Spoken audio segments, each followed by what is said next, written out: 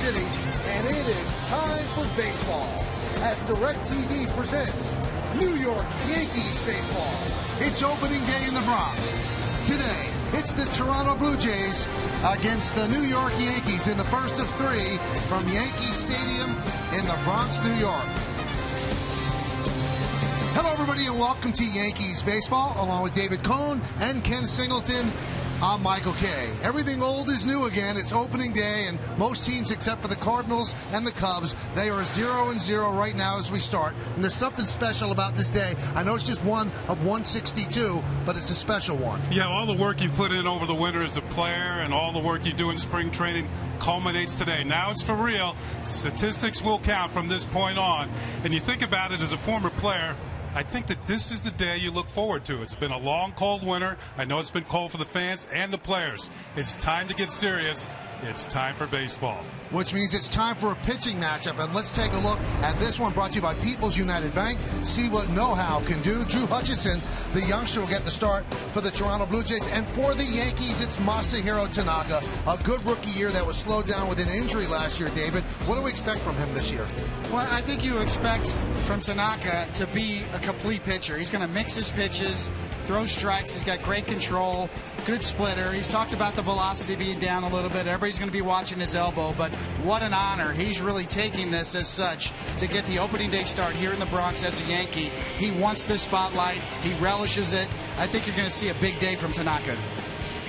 It should be fun. Yankees against the Blue Jays. It's just a gorgeous day in the Bronx. It was opened up from central casting. Just perfect. Yankees and the Blue Jays. We're closing in on baseball. Stick around right here on Yes.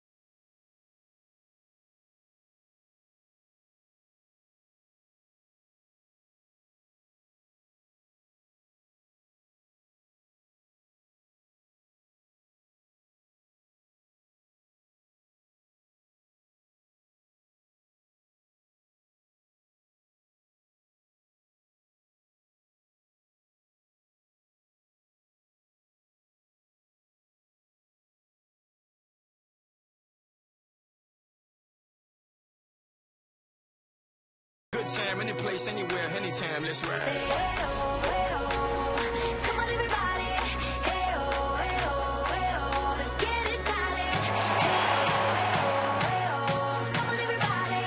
Everybody, everybody, everybody, everybody, everybody, everybody, everybody. Feeling like having a good time, good time, good time. Coming up, everybody, body, everybody. Good time.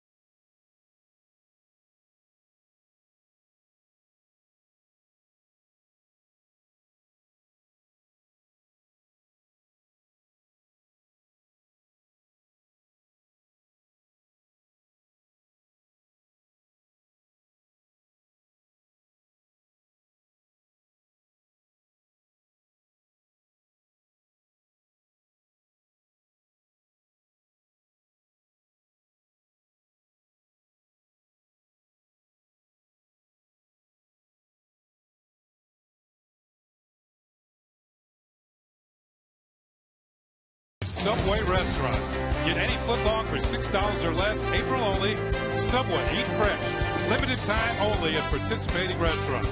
By your tri-state BMW centers. And by Chase. For more ways to serve you in your neighborhood and on the go. Well, just a gorgeous day in New York City, and after an awful winter in the Northwest, to have Northeast, to have something like this on this day. Well, the baseball gods are certainly smiling down upon the Yankees and the Blue Jays. Welcome year 1 AD, and that, of course, is after Derek Jeter. It seems a little strange that the captain is not at shortstop, but it is D.D. Gregorius' job. Both of these teams are kind of remade, possibly the Blue Jays a little bit more so than the Yankees, but the Yankees are a team that have spackled some holes that they thought was going to be a problem, and if all of their answers or all of their questions, David, are answered in the affirmative, this Yankee team could be very good and very, very competitive. Yeah, absolutely. I think you expect a bounce back from the middle of their lineup, namely, obviously, Carlos Beltran, Mark Teixeira, healthy this spring. Chase Headley had a great spring. I think he's an outstanding addition for the full year that you're going to see. So, a lot of ifs, but the Yankees had a really good spring training. They all feel positive. They feel good about it. So I think you can expect a bounce back from their veterans in the middle of their order. And Kenny, on the Blue Jays side, this team has not been in the postseason since 1993, the longest drought of any team in Major League Baseball. And they went to work over the winter, and they remade this team. Yeah, they did. They brought in a lot of youngsters. They have 6 rookies on their ball club, and some of them are very talented young players. I think of Pompey, who's going to be in center field. I also think of a veteran that they brought to this club, Russell Martin, to take over the catching, a former Yankee, and he'll be batting second, and it'll be a big part of what's going on with the Blue Jays this summer. And there is Russell Martin. The Blue Jays just came from Montreal, where in 2 games against the Reds, they played in front of 96,000 people. So some of their youngsters, they have 6 rookies on the 25-man roster, kind of wide-eyed about that, and obviously they'll be wide-eyed playing here on the biggest stage in baseball, opening on Broadway at Yankee Stadium against the Yankees. So the Yankees were introduced before the game, as were the Blue Jays, and I don't think it was that much of a surprise. Maybe the fact that it was 70-30 was a bit of a surprise, but Alex Rodriguez, who was suspended all of last year because of the PED and biogenesis involvement, David, that was a loud ovation, about 70-30, I'd say. Very much so, and no one knew what to expect in spring training, what kind of a circus atmosphere it was going to be, and from the Yankee standpoint, and Alex's for that matter, it could not have gone better. He not only did he show that he still had bat speed and some power, but he handled himself extremely well, sort of reintegrated himself back into that clubhouse. Well, John Gibbons, the Blue Jay manager, and Joe Girardi, the Yankee manager, exchanging the lineup cards, and the Yankees will now take the field for the first time in the regular season of 2015.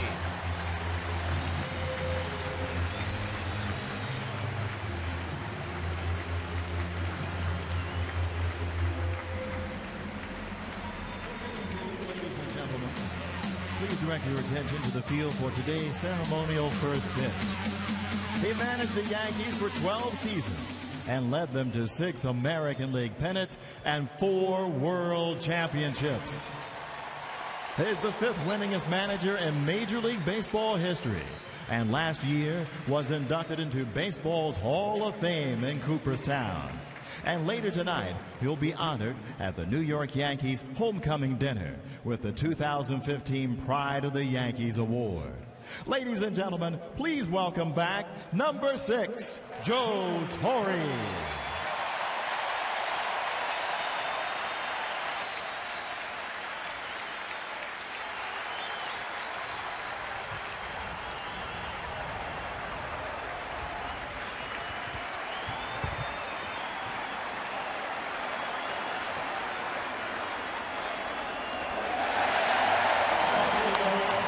So the 4-time world champion Yankee manager and Hall of Famer said he was a little worried about throwing the first pitch. He was thinking about warming up, but stood in front of the mound, made a pretty good throw. That's the safe play. Definitely stay off of the bump and stay in the grass, shorten the distance.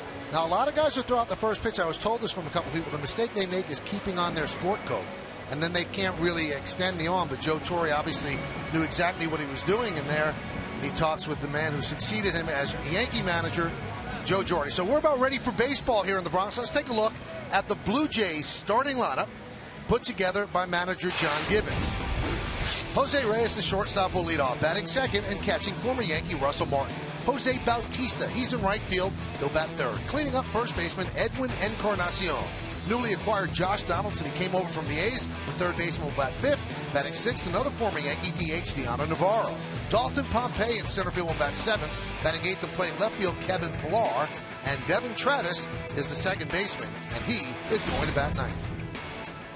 You can see there's Masahiro Tanaka taking his final warm-up tosses before the first pitch of the season. And the season gets underway for the New York Yankees. Those are his numbers from a year ago. 20 starts, excellent numbers, 13-5, 2.77 ERA, less than a hit per inning. He made the All-Star team a year ago in his first year in the major leagues. Let's check out the pitcher scouting report brought to you by your Tri Honda dealers. Three's a charm. Tanaka actually made 3 starts against the Toronto Blue Jays last year, and he won them all. 3-0 against Toronto, and in 18 1/3 innings, he had 22 strikeouts against a very good hitting team. And back in Japan, before he turned pro, he set an all-time record for strikeouts. He broke the record of Daisuke Matsuzaka, who pitched for the Red Sox for a while, and well, that record has not been broken as of yet. So Tanaka gets the start on opening day here, and the Yankees can only hope he can hold up through the whole season. Now let's check out the Yankee defense. A new shortstop. It's D.D. Gregorius, and the defense presented by our good friends at Geico. In the outfield, you've got Gardner, Ellsbury, and Beltran left to right. Infield, Headley, Gregorius, Stephen Drew, and Teixeira third to first. Brian McCann's behind the plate, and Kenny told you all about Masahiro Tanaka. Tanaka's ready. So's Reyes. And let's do it here in the Bronx. And the first pitch is a strike, and we're underway.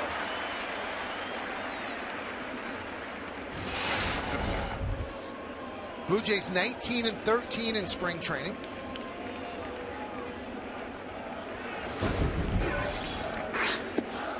Tanaka deals 0-2. Couple of off-speed pitches to get things going. Dropped in a curveball for strike one. Now another off-speed pitch, and here's the hole you don't want to be in against Tanaka. 0-2, because that splitter comes into play. And the pitch. Swing and a miss. Reyes down on strikes. Let's look at the game time weather presented by Bigelow Tea. In a word, gorgeous, but we'll give you more words than that. 60 degrees, not much wind. It's mostly sunny, and there's no chance of rain. Here is Russell Martin, the big free agent signing for the Toronto Blue Jays. And talking to people around the Blue Jays, he's already changed the culture of that clubhouse and brought along a winning attitude, the way to do things right. Had a good season last year with Pittsburgh.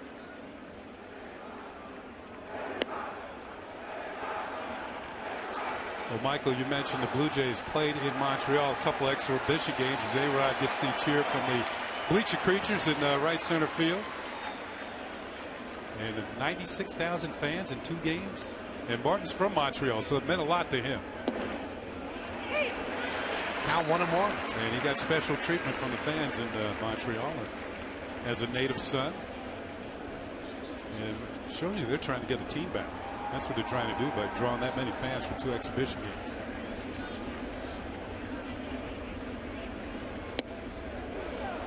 Tanaka working quickly. And the count 2-1 on Martin.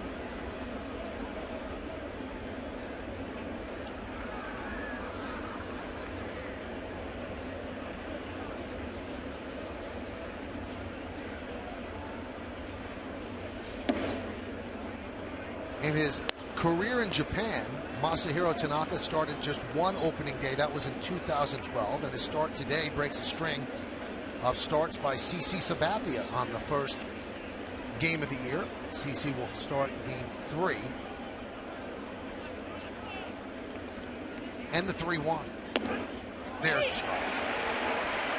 Now Tanaka said, and he's been very forthright about it, I'm going to be throwing a lot of 2-seam fastballs, not as many 4-seam. So without the 4-seam, you're not going to see the velocity that you saw in the past. Joe Girardi today said, let's wait and see.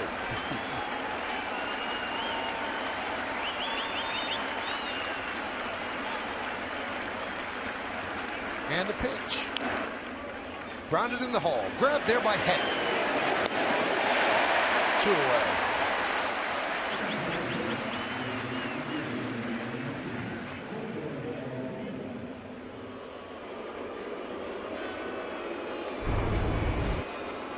these are the last 6 pitchers to start opening days for the Yankees. Tanaka today, CC Sabathia, starting in 2009 through last year, Ching-Ming Wang, Carl Pavano, Randy Johnson, and Mike Messina.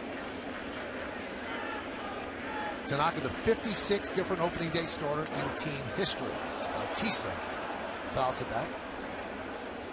You know, Tanaka's facing a very strong lineup today. The Blue Jays were second in the league in home runs. But their first 5 hitters in their lineup, about as good a 5 as you're going to see in the American League.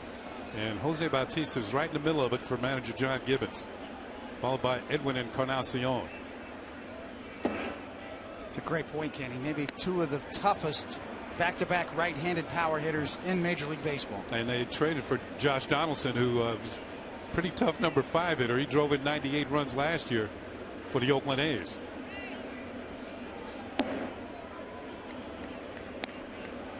Now, this is a much better first start and first inning for Tanaka than last year. Last year, the 3rd pitch of his Major League Baseball career was hit for a home run by Melky Cabrera. Melky's now with the White Sox, and Tanaka says, so I don't have to worry about him. The 2-1, 2-2. And you notice he started Reyes off with a curveball, and then another off-speed pitch and put him away with a splitter. So there was no fastball to the first hitter.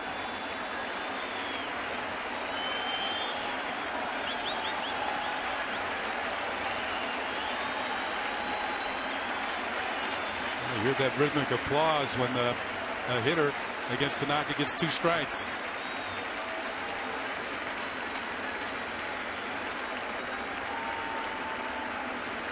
Got him. Strong first inning from Masahiro Tanaka. He retires the Blue Jays in order. Toronto nothing. And the New York Yankees coming to bat.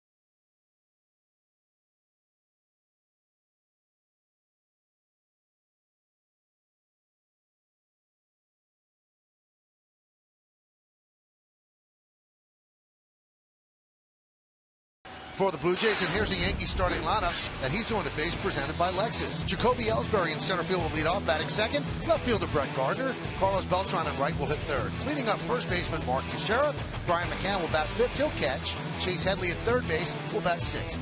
Batting seventh, the DH, Alex Rodriguez. Stephen Drew at second base will hit eighth. And batting ninth and playing shortstop, D.D. Gregorius. Blue Jays are hoping for big things from Drew Hutchison this year. Last year he was 11-13 with a 4.48 ERA, but he improved as the season went along. He had 32 starts. You can see the strikeout totals there, about 1 per inning. As we check out the pitcher scouting report brought to you by your Tri-Honda dealers. We'll do this quickly. In 214 he led the Jays and K's with 184. He's a familiar foe for the Yankees, and I'll get to that in just a second. Look out. Oof. Well, maybe too familiar. He started 6 times against the Yankees last year. As that is up and in to Jacoby Ellsbury, who was squaring the bunt. He pitched in every series against the Yankees, went 2-4, had a decision in every start, and 25-35. The Blue Jays do not have a pitcher between the ages of 25 and 35 in their rotation. Either all young guys or all grizzled veterans. There's 2 vets in Burley and Dickey and Hutchison and Sanchez make up the youngsters in their rotation. See Ellsbury's numbers in his first season with the Yankees. And he's down to the count 1-2. Blue Jays only team in the major leagues to fall into that category. Well, it's very telling that this kid's on the mound today in the opening game. And Mark Burley's not going to pitch in the series at all. And that makes sense, David. Burley is 1-14 with a 6.21 ERA against the Yankees. So John Gibbons wanted no part of that early. When does that become psychological, Coney? Was there a team that you struggled against? Everybody goes through it. I think if you take those numbers out of Burley's career stats, I think they look a heck of a lot better. He's had a great career either way. And Ellsbury down on strikes. Let's check out the Blue Jays defense presented by Geico. Donaldson at third, Reyes at short. The youngster Travis is going to play second base, and Encarnacion at first. In the outfield, it's Pilar, Pompey, and Bautista left to right. Russell Martin behind the plate, and we told you about Drew Hutchison on the mound. Yeah, the Blue Jays go from here to Baltimore, and Burley will pitch in Baltimore in that series. You think it would change year to year, Kenny, for pitchers in regards to Burley? Gardner hits one deep to right field. Back is Bautista, leaps, and he makes the play, taking an extra base hit away from Gardner. I think one of the more underrated things about Jose Bautista is his defensive ability. This guy can play third base pretty well, but he's also one of the better right fielders in the league.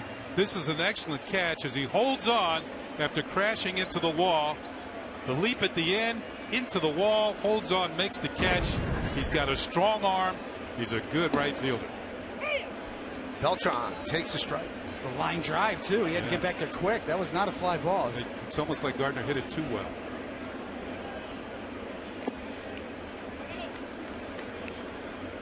Now, we talk about a lot of the question marks with the Yankees, and here's such a key for the Yankees. A switch hitter in the number 3 spot in the lineup has to play right field because of A-Rod at the D8 spot. Coming back from the elbow problems last year. And the Yankees would like to see a return to the old Carlos Beltran. Played through a lot of pain last year. Decided to play through it rather than have the elbow surgery, remove the chip and the spur. But he had it during the offseason. He said he feels great now. Right in on the hands. You know, the numbers wouldn't suggest it, but he swung the bat much better in spring training than he did during the course of last season. You know, coming out of spring training hitting 225, that's nothing to write home about. He hadn't hit a home run, so that first one is going to feel awfully good to him. He did not go. Home plate umpire today is Fieldon Culbreth. Jim Reynolds at first.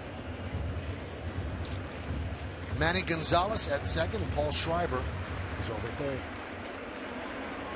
We mentioned that Hutchison got better as the year went along. He changed the grip on his slider, David, and his strikeout rate went up as well. Just started having more control of that pitch, better break on it, getting more strikeouts, and ended the season 11-13. If it wasn't for the Yankees, he probably would have been at least a 500 pitcher, maybe even better. He went 2-4 against the Yankees in those 6 decisions. It's finding an out pitch for the left-handed batters that Hutchison's been looking for. Beltran, fly ball shallow right. Easy play this time for Bautista, and Hutchison works a 1-2-3 first inning. So we go to the second. 0-0 here on Yes.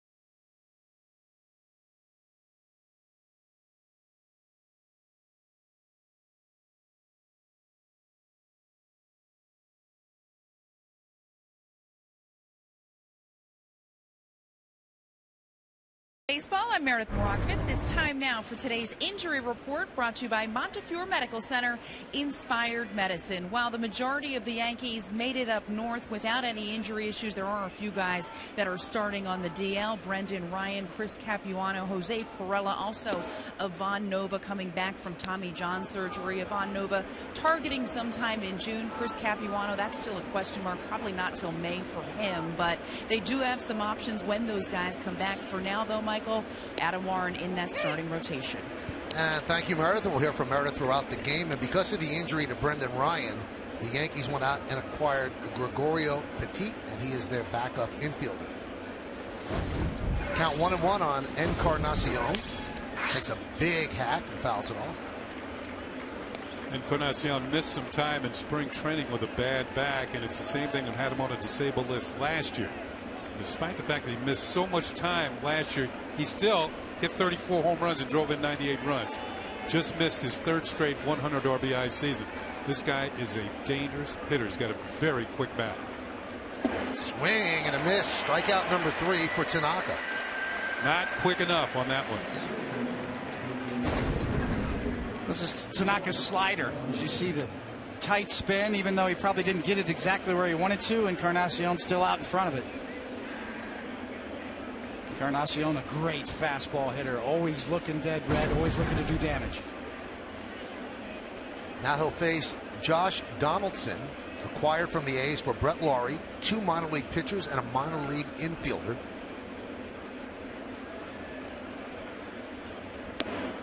And there's a strike.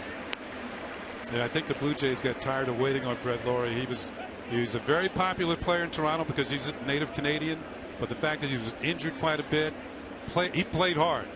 But the Blue Jays had a chance to pick up Donaldson, who's one of the better third basemen in the league. In fact, hit more home runs than any third baseman in the league last year. And he's also a good defender, made the All-Star team. So they got an All-Star to play third base who plays a lot of ball games. 158 games last year. And Lawrie, as Kenny said, had a hard time staying on the field. The 0-2. Grounded to third. Headley gobbles it up. 2 away.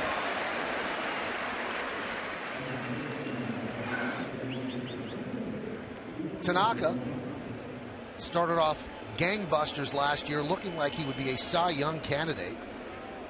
And had a bad start in Cleveland, and they discovered a 10% tear in his UCL. And 3 separate doctors recommended that he not have surgery, rehab it. Came back, made 2 starts at the end of the year, and really worked without problem, without incident at all in spring training. And has come out of the box strong right here. In 4 spring starts, Tanaka had a 3.07 ERA.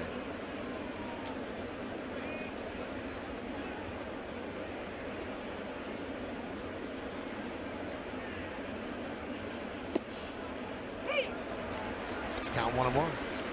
Gianna Navarro was the starter last year as a catcher, but when they acquired Russell Martin, Navarro wasn't very happy. In fact, he wanted to be traded, but now he's going to get a chance to play backup first base, be a designated hitter, and just won't do as much catching. He could not hold up, and very early, Tanaka's stuff seems sharp.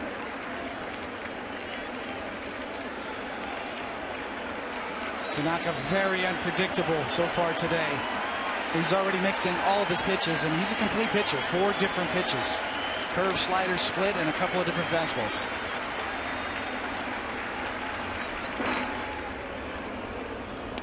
Is that the 2-seamer he's working on, David? Yeah, he was trying to paint the inside corner, 91 miles an hour on his 2-seamer. And with Tanaka's style and his splitter, that is plenty of velocity.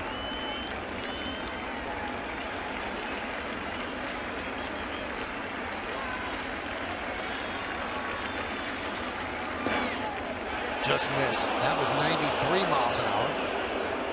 That was more true. That was a 4-seamer. Definitely. He's trying to paint the outside corner with a 4-seamer and just misses off. Well, Navarro's shadow has good play coverage. And the 3-2. Nub the other way. Going to be a tough play for Headley. He cannot grab it. And Navarro will reach first base run of the game. And that is a base hit. Well, the shift was on somewhat as they were pulled over with Navarro. Left-handed hitter. Well, the switch hitter batting left-handed was at the plate. And there was only one play for Headley. He tried to barehand and throw back across the body to make the play. Had to go a long way to get it and couldn't make the play. So it's going to go as an infield single. See the spin right off the end of the bat, the cue ball. Very tough chance for Headley. Here is Dalton Pompey. Now with Russell Martin and Pompey, it's the first time in Blue Jays team history that they have two Canadian-born players on an opening day lineup. And the last time that happened in Major League Baseball, two Canadian players in an opening day lineup, you have to go back to the 1946 Washington Senators. Wow. Jeff Heath and Sherry Robertson. Really?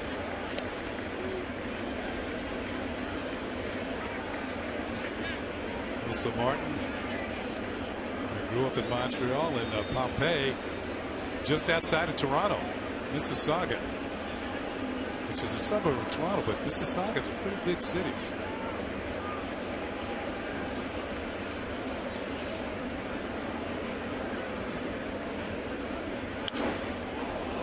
Hammered into right center. On the run, Beltran, he makes the play and then hits into the auxiliary scoreboard for the final out of the second. No runs, a hit, no errors, and one man left. We go to the bottom of the second. Nothing.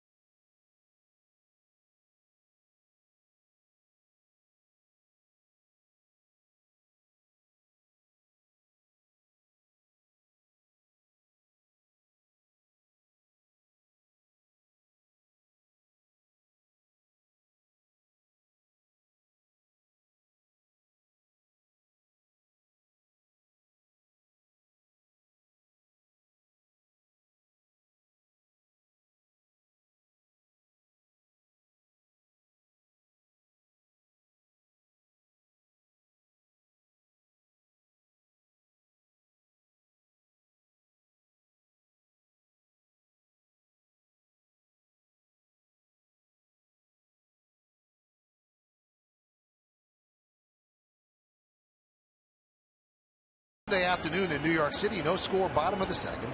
Teixeira, McCann, and Headley against Drew Hutchison. And there's a strike. Hutchison, the youngest starter in an opening game for the Blue Jays in their history. Teixeira goes the other way. Long run for Pilar. That'll make the seats out of play. He breaks the previous mark held by Todd Stottlemyre, who started in 1990, and he was 97 days older than Drew Hutchison.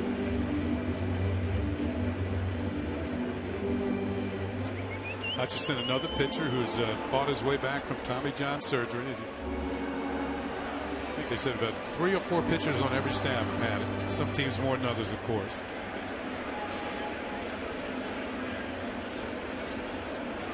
And the 0-2.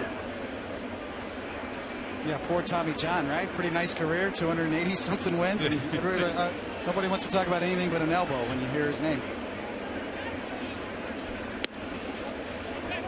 I was there when he walked off the mound with the original injury. And Dr. Joe pioneered the surgery that I wouldn't like to say it's commonplace, but it happens quite a bit nowadays.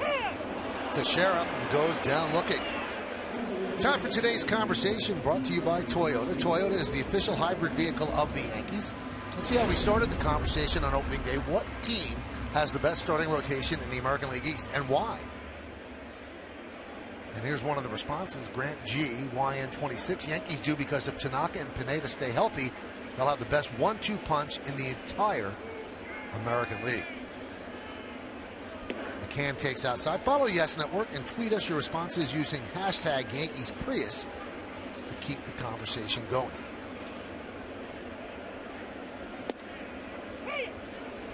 Count 1-1 on McCann. Blue Jays shift for McCann. 3 infielders on the right side. The last exhibition game the Yankees played in Washington, McCann came up leading off an inning. You see the shift is on, and the Nationals did the same thing. He hit a ball to the opposite field, almost down the third base line for a double. Stephen Drew followed with a home run, and he was leading off the inning, so he got something going. Pitchers do not like to pitch with men on base. There's more pressure. Drew hit a homer, drew the Yankees to 3-2. Chris Young hit a 2-run homer later. Yankees won 4-3. So there is a time in my mind to try and go the other way. If they're going to shift like that and give you hits, you take them.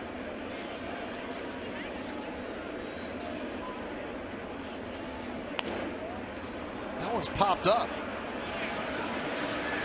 on that left side. The catch is made by Donaldson for the second out. That's going to bring up Headley.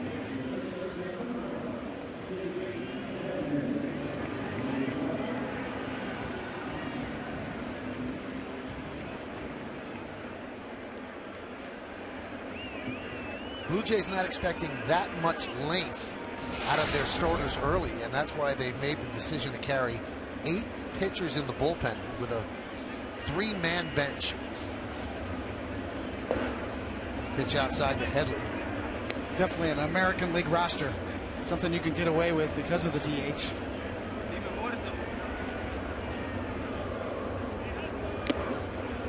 John Gibbons is also named Brett Cecil as the closer. He closed a few games last year, not all that many. So he's got a new closer. He's got a youngster in rotation, Aaron Sanchez, who was supposed to be the closer, but the injury to Marcus Stroman necessitated the move of Sanchez into the starting rotation. That really hurt the Blue Jays when Stroman went down with an ACL injury and is out for the season. Loop the other way and out of play. With Headley at the plate, had a great spring. Hit over 300, hit 3 home runs, led the Yankees in hits with 18. Swinging the bat well from both sides of the plate.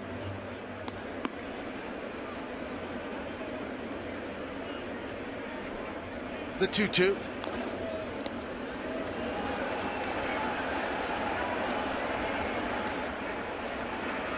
Yankees 17-16 in spring training, and for the most part stayed healthy. We talked about that injury to Brendan Ryan.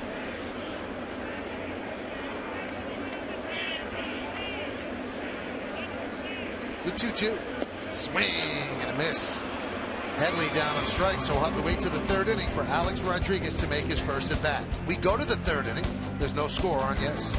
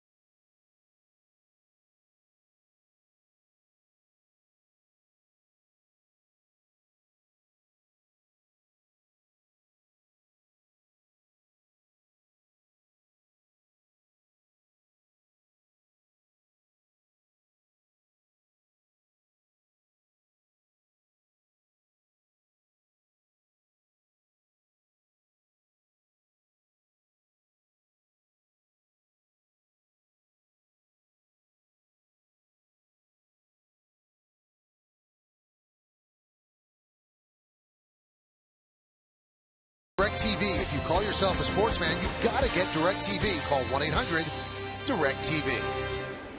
All right, we go to the third inning. Both pitchers dealing. Nothing. It'll be 8-9-1 in the Blue Jay order, starting with the left fielder Kevin Pillar. On the mound, Masahiro Tanaka. And on the outing scoreboard, the A3 scoreboard, it's 0-0. Now, 2 scoreless innings for Tanaka. That's a little different than last year because if you remember, his ERA in the first 2 innings of games was 4.08. After that, he pitched to a 2.23. So he has a strong first 2 innings in his first start. Now, there's been a lot of talk about the diminished velocity, which he says is by design because of throwing the 2 seamers. And David, I looked this up. According to Pitch FX data, last year, the average velocity on his 4-seam fastball was 91.1. So it wasn't like he was dealing in the upper 90s. Well, he's been pretty much 90 to 93 today on the top end. Probably averaging right there, 90 miles an hour. It's sitting there, and he's been able to throw 4-seamers and get it up to 92, 93 today. So not that far off, Michael, to answer your question, than what he was last year. The 2-1. Grounded past the diving Headley and down the left field line. Played out there by Gardner. Big turn by Pillar. Nice play by Gardner, holding Pillar to a single.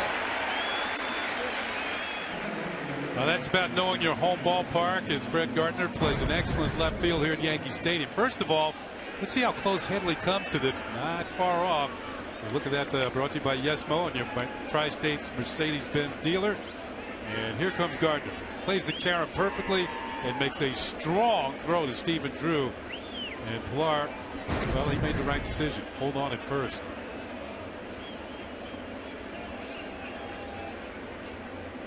Here is Devin Travis. But first, a throw over.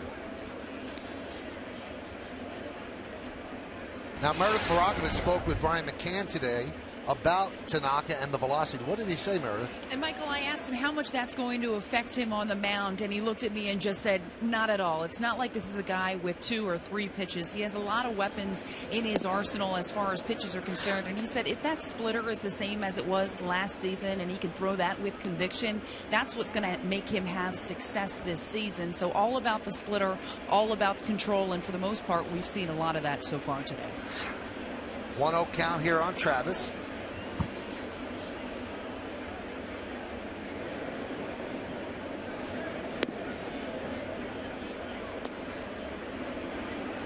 Travis should be an interesting story for these Blue Jays as he steps in there. He was played in Double-A baseball last year in the Tiger system. He was traded for Anthony Gose. Gose going to Detroit to play center field. Now, they weren't sure if Travis was going to make the team in spring training. In fact, they thought the job was going to go to Meiser Asturias, the veteran, but he is injured, groin muscle. And Ryan Goins, well, he hadn't hit all that much since having a chance at second. So Travis gets the opportunity here from Double-A to the big leagues. And he had a good spring. He had 359 this spring, and that kind of opened some eyes for the manager and the GM. Well, he really did, and smooth around the bag too. Handles second base very well. Good footwork. Turns a double play exceptionally well.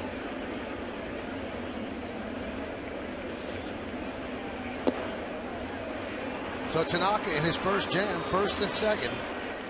Nobody out top of the order coming up.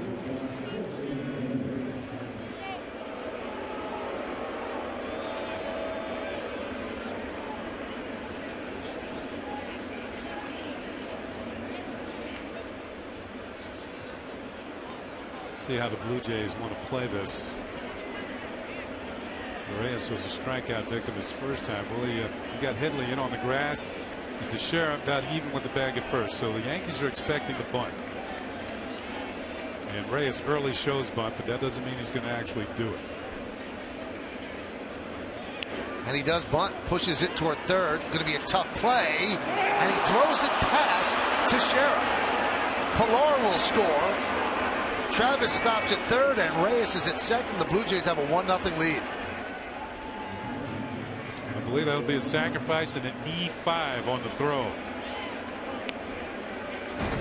looks like Headley gets blocked by Tanaka. Tanaka comes over, makes a stab at it, and misses it. And you see Headley kind of with a not real good handle on the ball, and Teixeira trying to get off the bag and get there and just cannot reach far enough.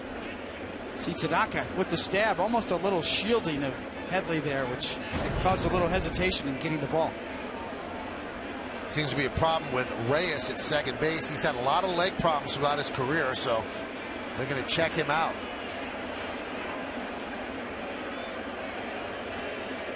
We told you, three-man bench for the Blue Jays. They do not have the depth to absorb that sort of injury, so let's see if Reyes is okay. It might have been, you know, that going down the first baseline and then trying to advance to second, really changing direction. Let's see what happens. I also wonder, Kenny, if you watch the other replay, Teixeira's foot was on first base.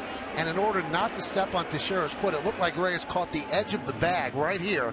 And maybe he landed awkwardly. A good call, Michael. As you see, he did and land awkwardly, and then runs up Drew's back a little bit, right on the heels of, as Michael described properly, a little bit of a twist of the ankle there to avoid Teixeira's foot. Yeah, there was a lot happening on that play at first base. So the Yankees play the infield back. They'll give up another run with Russell Martin at the plate. Second and third, nobody out here in the top of the third.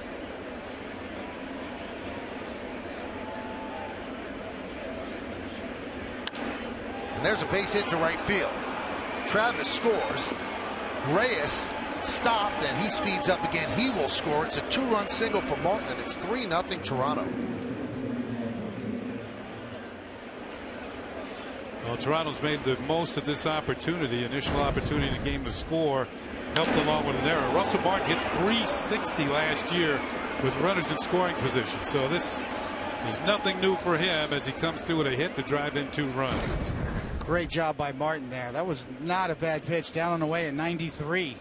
Martin looking to go the other way the whole time. Here's Jose Bautista.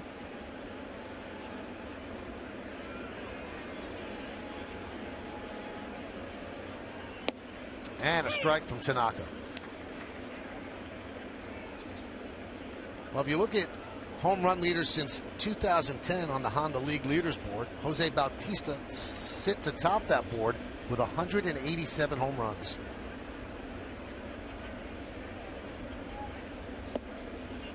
Oh, and 2. Yeah, he doesn't get cheated. I think one thing that's remarkable about those numbers, remember Bautista missed some time. He had a wrist injury very similar to Mark Teixeira. He's had to have surgery on the wrist and has come back to pound the ball.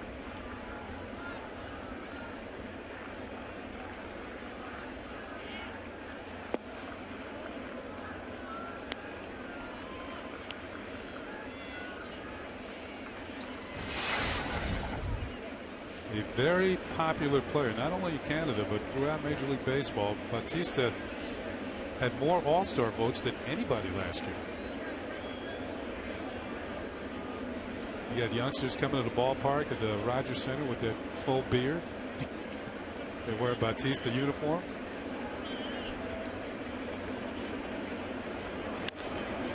High fly ball, left field.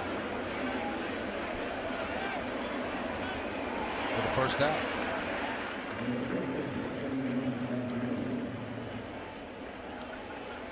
And he knows he just missed that one.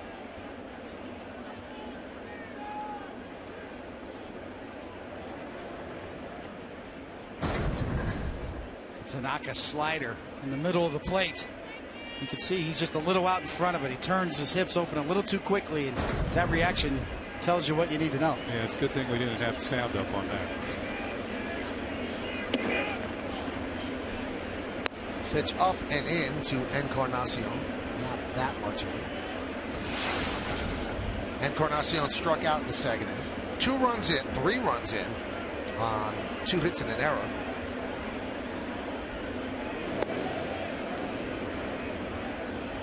Over the first 2 against Hutchinson, the Yankees have not managed the base run.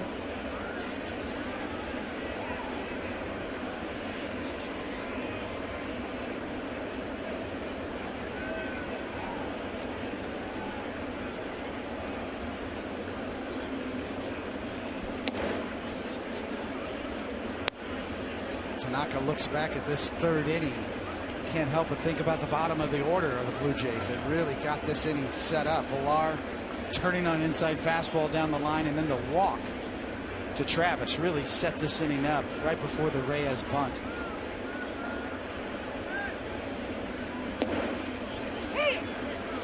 Well, with the breaking ball on 2-0, now 2-1.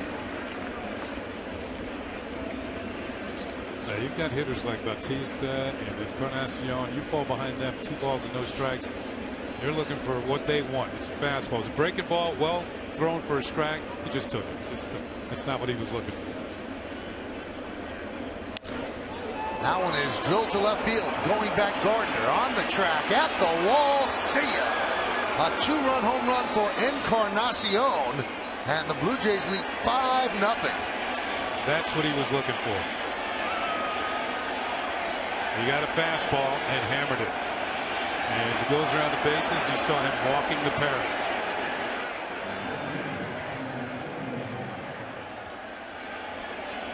His patented way of circling the bases with that right arm extended and kind of held up. Right there. When you're coming in on Encarnacion, you better miss in off the plate. And the miss was the other way, back towards the middle. Breaking ball to Donaldson is outside. To me, it's really about the control. Tanaka's stuff has been fine. I'll talk about the velocity. Certainly not a problem today. It's really about the control. Missing his location.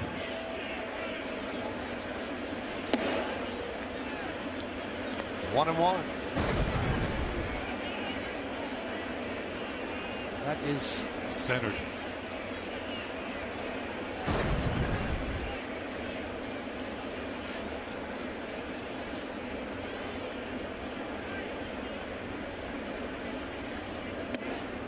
Now the Blue Jays are a home run hitting team, particularly in their own ballpark, where they don't have to deal with any weather situations, with the exception when they open the roof. But you know, early season cold weather doesn't apply in Toronto.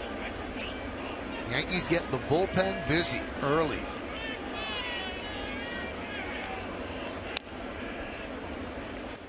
Two and two. Esmil Rogers, who was battling for that 5th spot in the rotation, which Adam Warren won, who gets up early.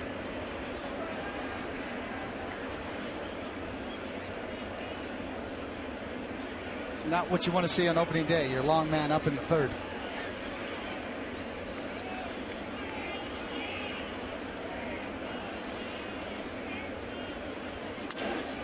Rounded to short. Gregorius bobbles, regains.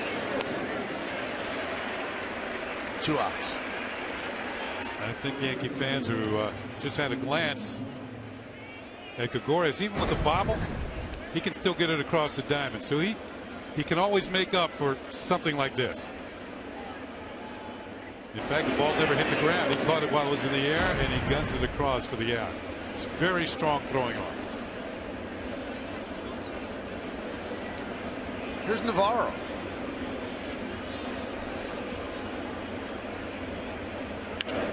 Up the middle, and there's Gregorius. And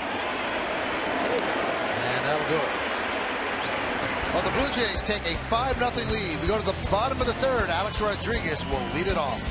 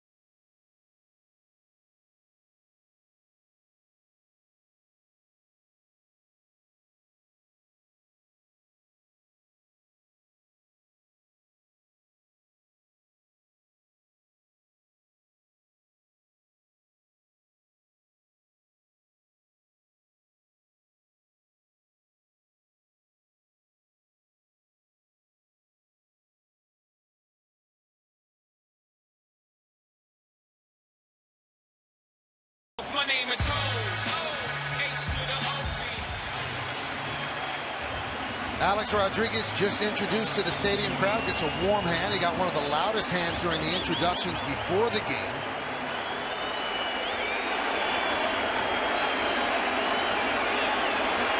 This is his first appearance in a big league game since the end of 2013. Batting 7th and DH. And there's a strike.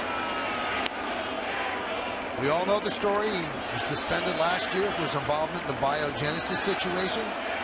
Missed the entire season. Came into spring training, seemed somewhat humble.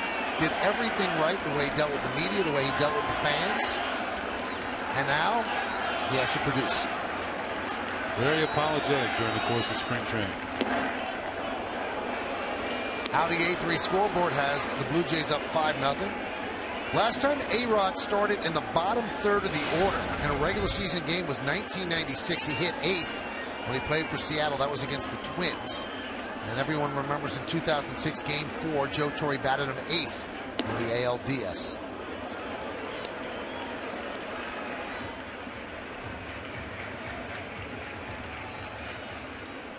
Count 2-2 on A-Rod as he leads off the bottom of the third. Had a pretty good spring at the plate. His last game, though, which was in D.C. at Nationals Park, he was booed loudly and also struck out 3 times. And he says he's going to have to be prepared for that on occasions where the Yankees play on the road. And the first road game is a week from today in Baltimore. And that's something he showed down in Tampa a lot. A good eye at the plate. He's always had that. Yeah, I believe he led the Yankees in base on balls in spring training, and held his on base percentage up near the 40% mark. 3-2. See, there's a 94-mile-an-hour fastball. Pretty good heater from Drew Hutchison, and that's the thing that might separate A-Rod from the A-Rod of the past. A-Rod of the past, 3-2, you get a fastball in the wrong spot. No matter how hard you threw it, he was going to get to it and really smoke it. Now, you know, you get a little older, your bat slows down a bit, and it's harder to catch up with those pitches. And A-Rod works a walk. Yankees first base runner.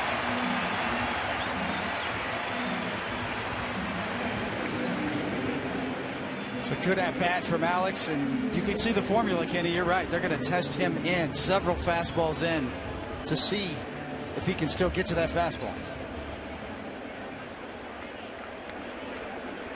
Now, one of the hitters, we talk about several of the Yankee hitters being a key, like Beltran and Teixeira. I really think Stephen Drew is a key, too. He can't be as bad as he was last year. I mean, he's got to hit much better. And he showed signs of that in spring training. Hit 3 home runs. I believe he hit near 260 in spring training, 259 to be exact. But that's what he did last year with Boston and the Yankees. Now, remember, he didn't have spring training last year. This year, he had a full spring training. And he was swinging the bat pretty well during the course of spring training in Tampa. Now, last year between the Red Sox and the Yankees, he had a 162 batting average, 237 on base percentage, and slugged at 299. The last time players were that low in the American League in 3 categories over 300 plus plate appearances, you have to go back to 1909.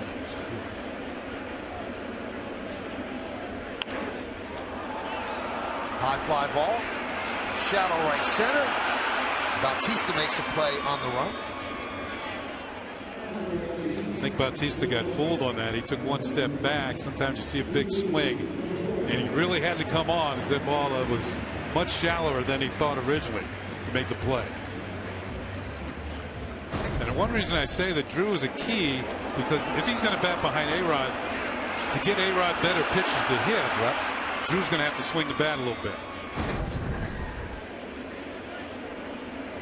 Here's Didi Gregorius, his first at bat as a Yankee.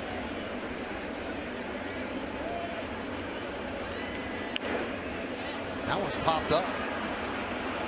Donaldson makes the play for the second out.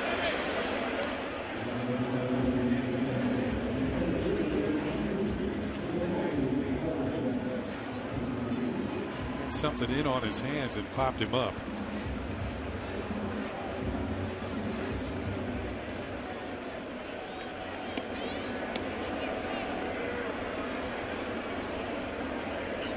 Here's Jacoby Ellsbury as we go back to the top of the lineup. Ellsbury struck out in the first inning. One thing Hutchison does very well is he tries to establish the inside part of the plate, both the lefties and righties.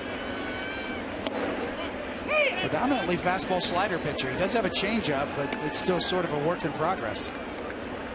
But he does feature a two-seamer, good movement, good life. Pitches up and down in the zone with his fastball.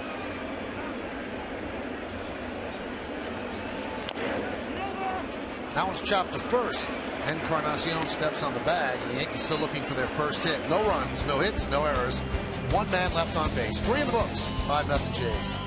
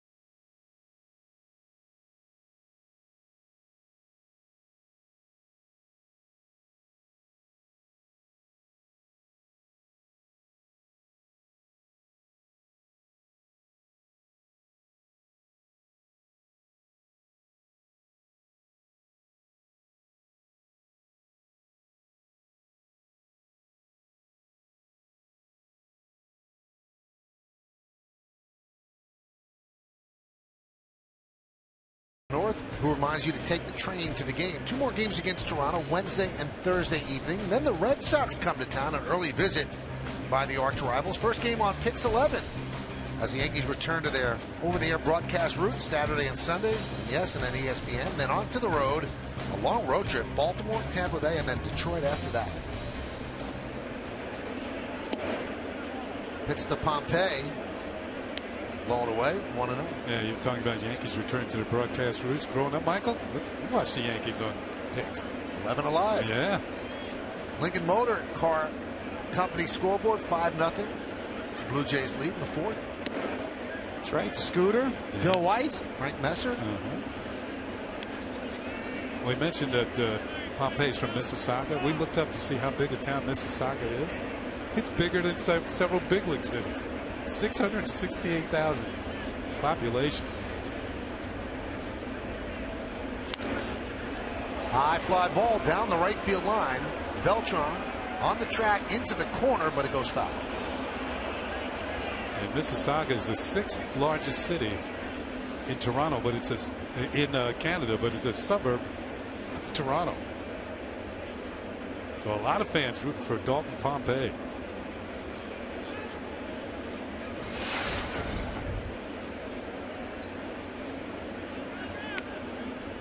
Pompey with a fly ball to right in the 2nd. Michael Saunders was going to be a big part of this team in the outfield, but tore a meniscus in his left knee while shagging flies during spring training. That was a big setback for the Blue Jays.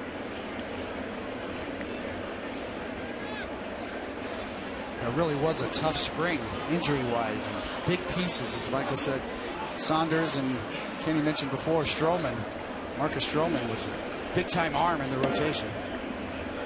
Check swing. Did he go? No, said Paul Schreiber. And Saunders would have been yet another Canadian player on the Blue Jays.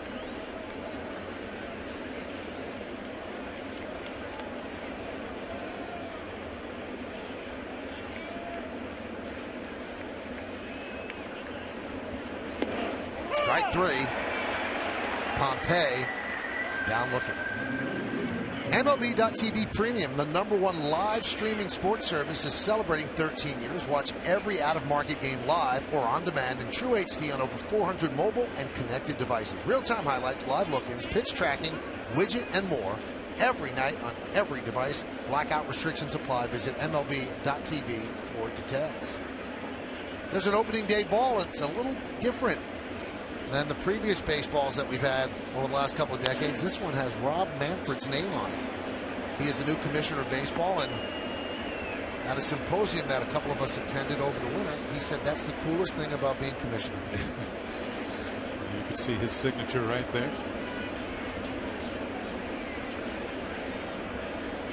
So the Bud Selig or Alan Selig balls are now collector's items.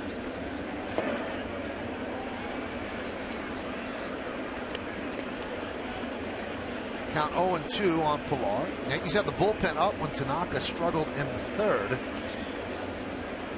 But Tanaka gets the first out here in the fourth, and Esmil Rogers has taken a seat out there.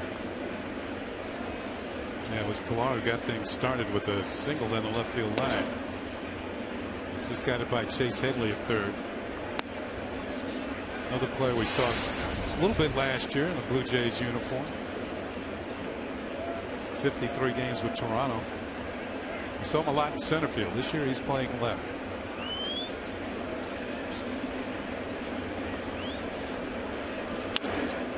There's a base hit to left field for Pilar. So he's 2 for 2.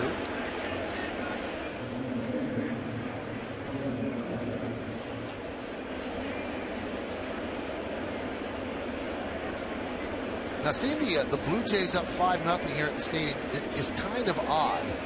They're 14-42 here in the new ballpark. Since 2013, they're 3-17.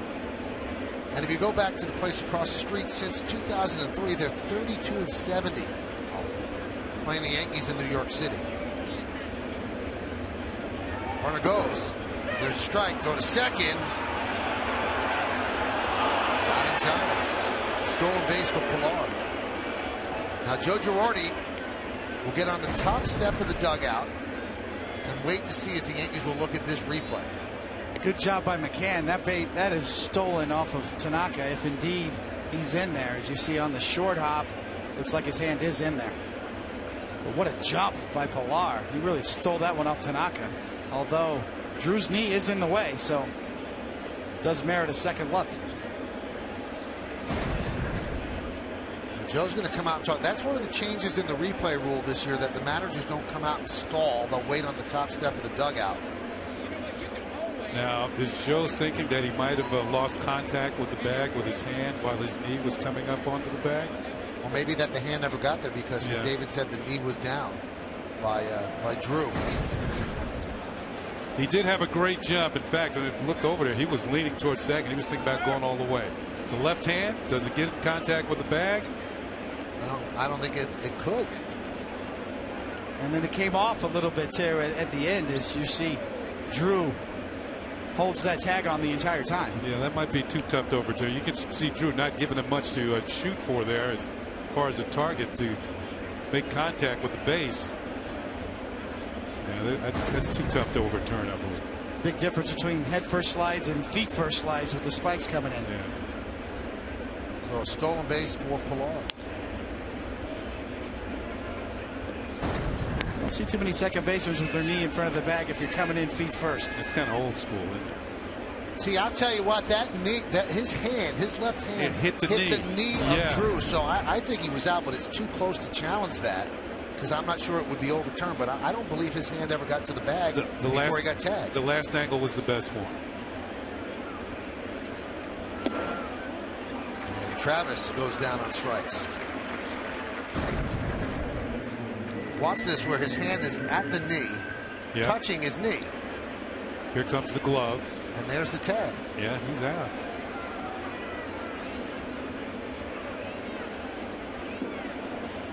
twice he was out because his hand came off the bag at the end too before he got his foot back on. Here's Reyes. His sacrifice bunt made the third inning a mess as Headley fielded it and threw it away past Teixeira. There were 2 runners on at that time. 1 runner scored, put runners on second and third, set up Russell Martin's 2-run single.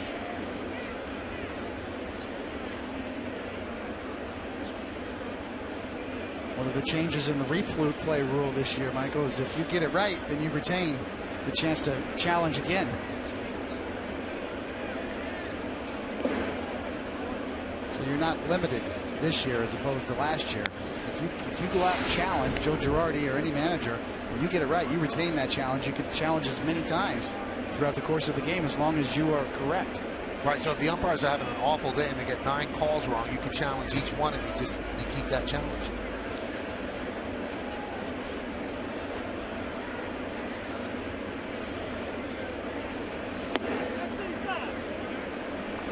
You got to give Drew a lot of props at second base, Kenny. It seems like the new thing is that, and this is pretty much over the last 20 years, they field the ball in front of the bag and reach back. Yeah, he stays. He stays, and because the ball can move faster and you can actually reach back to make the tag. Bill Pennington, who used to cover the Yankees and now works for the Times, has written a book about Billy Martin, and Billy Martin said never go out and get the ball. He said, because you can't travel as fast as the ball could travel for you. You stay behind the bag and let the ball come to you.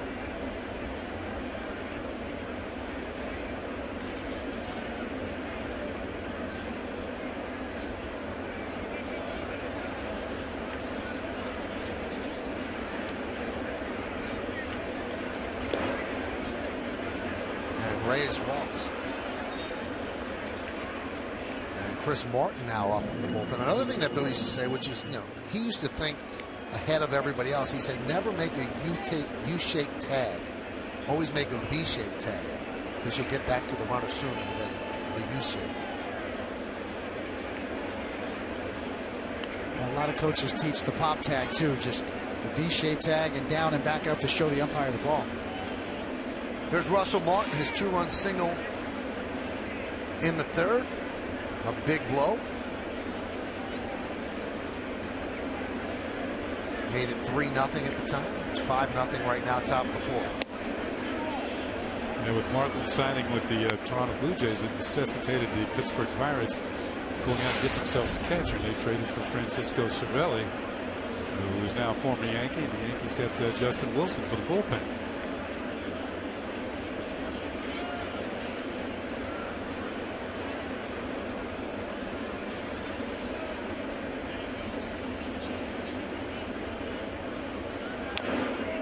Martin did not have a particularly good spring swinging the bat. He hit under 200. But I think the main thing for him, as with any catcher, and the same thing applied for Brian McCann last year with the Yankees, is learning your pitchers and the pitching staff. It's almost like your offense becomes secondary, and eventually it'll pick up. Russell Martin, a very solid hitter. I mentioned the fact that he hit well with runners in scoring position last year, and overall he hit 290 for the Pirates.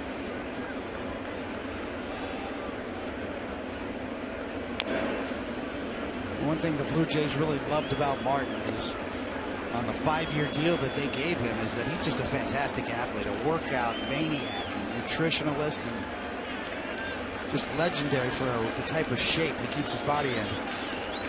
And the Blue Jays feel really good about extending out to 5 years on that deal.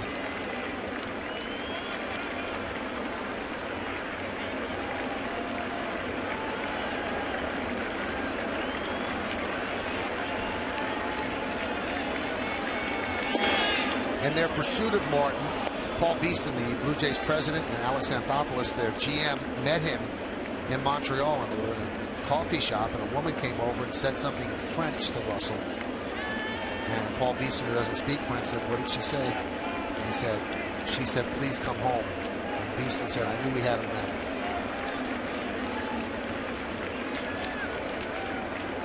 They left a big tip, I bet.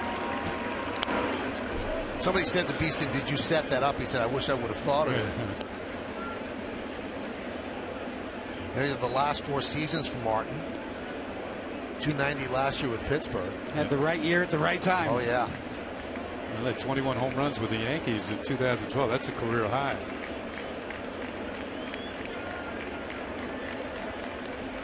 Two balls, 2 strikes, 2 outs, 2 on, top of the 4th inning, 5-0 Blue Jays.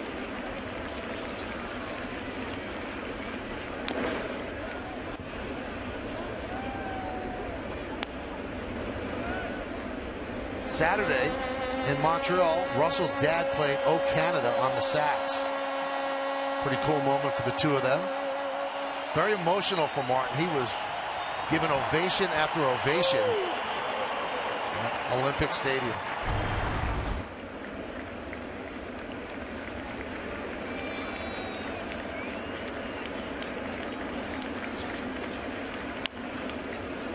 Martin hanging in there. Yeah, music's a big part of his dad's life, and that's why Russell Martin's middle name is Coltrane, after John Coltrane, the noted jazz musician.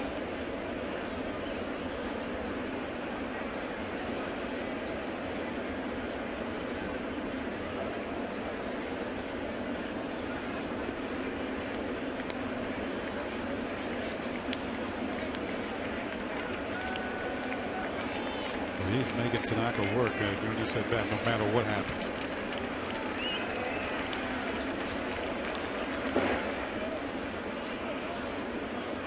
You know, when the Blue Jays came up with the idea of playing a couple of games in Montreal, they said, well, maybe we'll get 24, 25,000 a game. And for 2 years in a row, they've had 96,000 for 2 games. And as Kenny said earlier, people in Montreal kind of clamoring for another team after losing the Expos. But the Blue Jays like it the way it is. They are the national team of Canada.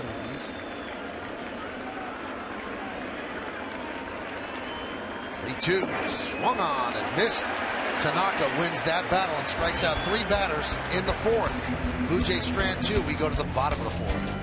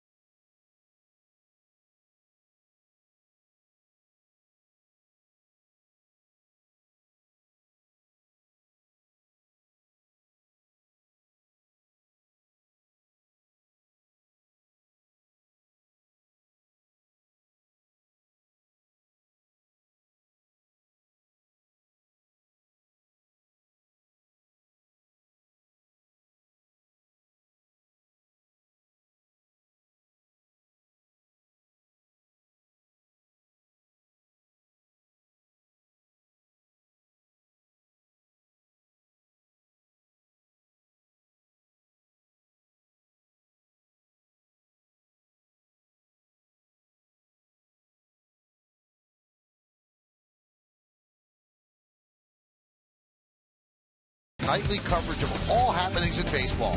Tune in to America's Pregame at 5 p.m. for the setup to the games, and then at 7 p.m. catch MLB Whip Around for live look-ins across all the Major League contests. Baseball all season long on FS1. Well, the crowd's somewhat subdued as the Blue Jays have jumped out to a 5-0 lead as we head to the bottom of the 4th on the Lincoln scoreboard. It'll be Gardner, Beltran, and Teixeira 2, 3, and 4 against Drew Hutchison as the Yankees are looking for their first hit. And there's a bunt down to third baseline, but foul.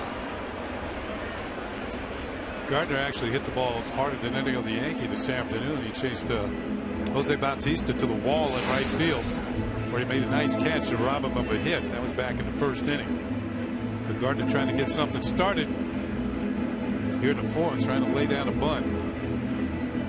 And you can see Josh Donaldson, the third baseman for the Blue Jays, still in on the grass. Over 3 innings, the Yankees have had one base runner. That was Alex Rodriguez leading off the third, working a walk.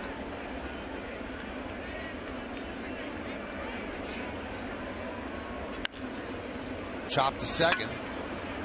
Travis gets Gardner. The Yankees have spent a lot of time on the field today. The Blue Jays, top of the order, is already through their third at bat. That was just Gardner's second. Yeah, this is sport. This is a sport where you don't want time of possession with the ball. You want to get out of there quick. Maybe in football you want that, but not in baseball. Quick stops at the dugout and back to the field. Now we talked about the Blue Jays' futility here in the Bronx. Drew Hutchison is the one who really halted it. Last year, he went 6 2/3 against the Yankees and snapped a 17-game losing streak in the Bronx, and that was a big mental monkey on the back of the Toronto Blue Jays.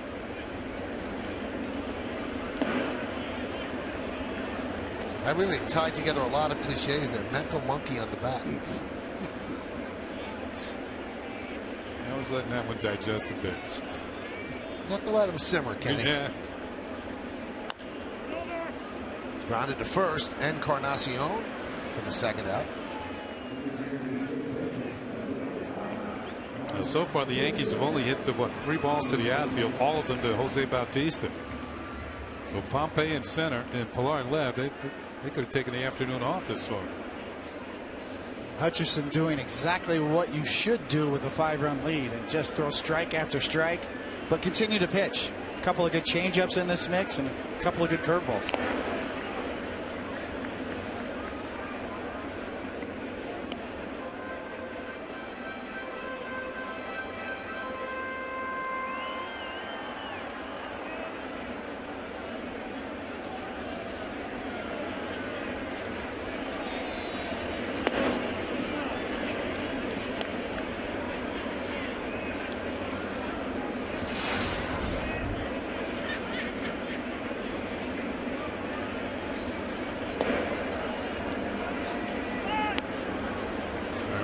Times he's fallen behind on the count. Let's see what happens here.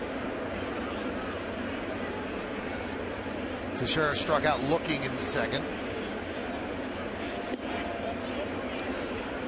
Now it's 3-1.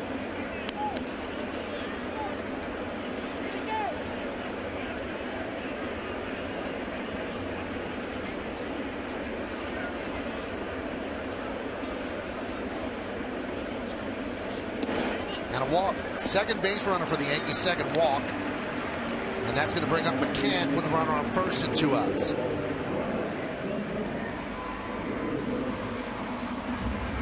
McCann had a big Yankee Stadium home run stroke here last year. I think 19 of his 23 home runs were hit here in Yankee Stadium. His next home run he hits will be the 200th of his career. So it'll be a milestone homer.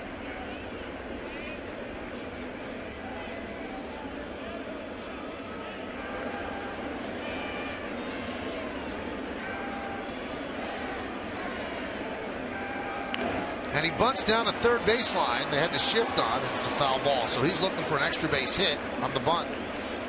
He tried that a couple times last year as well. And Yankees worked on that during spring training. There's going to be shifts. Baseball now shifts all the time.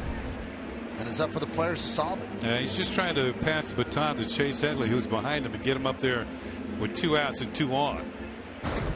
And hopefully that Headley can get into one.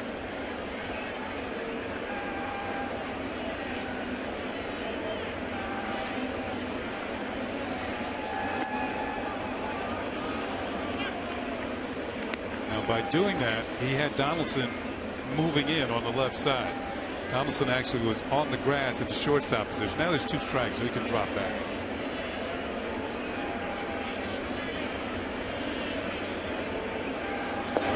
There's going to be pushback against these shifts. Like I said, if I'm a hitter and they're all, it depends on the score of the game, what time of the inning you bat.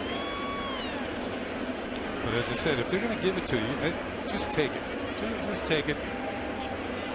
At least you're going to get one hit in the afternoon. Grounded fair down the right field line. Kicks off the sidewall, played out there by Bautista.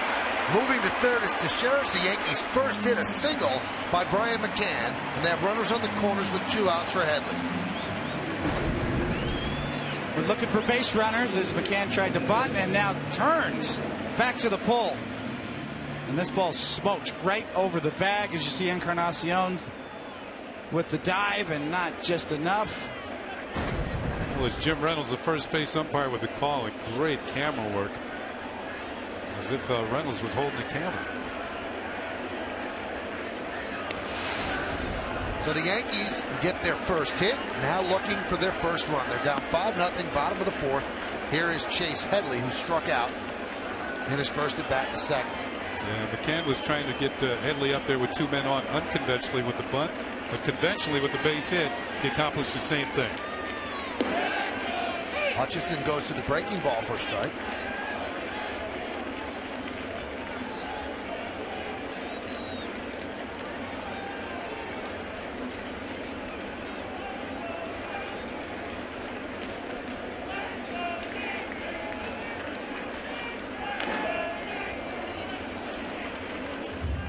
A lot of talk about the pace of play in the offseason and hitters staying in the box. Well, this game, sometimes these games just won't cooperate as we're in the bottom of the 4th, past 2:30 here, East Coast time. Yankees looking for a big home run right here, some big hit in the gap that can get them on the board and back into this game with plenty of time left. The bottom of the 4th. That was too good a pitch, 0-2. Had a good swing at that one.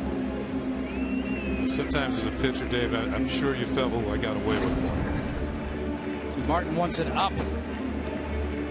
More in. He did get it above the belt and let her high as Headley did have a good swing, though.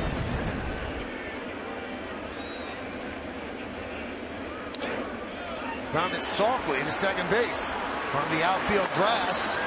Travis makes the play, and the Yankees strand 2. No runs a hit, no errors, and 2 men left. It's 5-0 Blue Jays as we go to the 5th.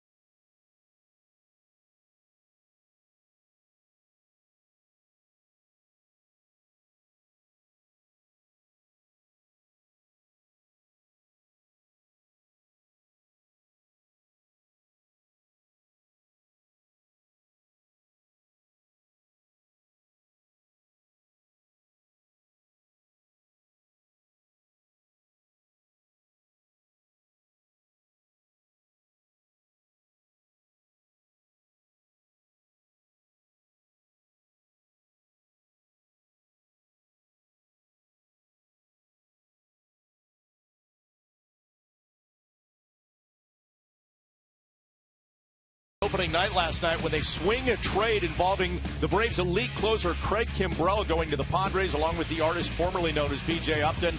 That's a salary dump for the Braves. They get 4 players back and a draft pick Now, Carlos Quentin has already been DFA'd by the Braves. That was just kind of matching salaries. That's all that was. They're rebuilding for the future. Meantime, Michael, I think the Padres really sending a message to the Dodgers and Giants in the division. We are in this. We're going to fight for that crown. And wouldn't you know it, Kimbrel is on a flight right now to Los Angeles, hoping to get there in time for the game or be involved in some way. It's San Diego against L.A. to start things off. Well, that was a deal, Bob, obviously, just to dump the Upton salary. And they said, listen, if you want Kimbrel, you've got to take the 3 years left on this guy. Upton has been such a disappointment since signing that 5-year deal, so they rid themselves of him. It's over $46 million. You take a chance, but what you also have is Kimbrel. As we take a look at the Bigelow T scoreboard, 5-0 Blue Jays. You get a chance with Kimbrel. 3 years under contract at about $11 million per year. Pretty reasonable numbers for a guy who can give you 40 saves a year. Talk about a team that's reinvented itself. A.J. Preller, the new GM of the Padres, has wheeled and dealt and really raised payroll a lot. Now there's a lot of expectations. He has. They're getting a little relief from the Dodgers in the form of Matt Kemp and the numbers that they traded there. The player they traded with Kemp, Will Myers in that outfield. Boy, they've got Justin Upton as well. So the Upton brothers reunited once again.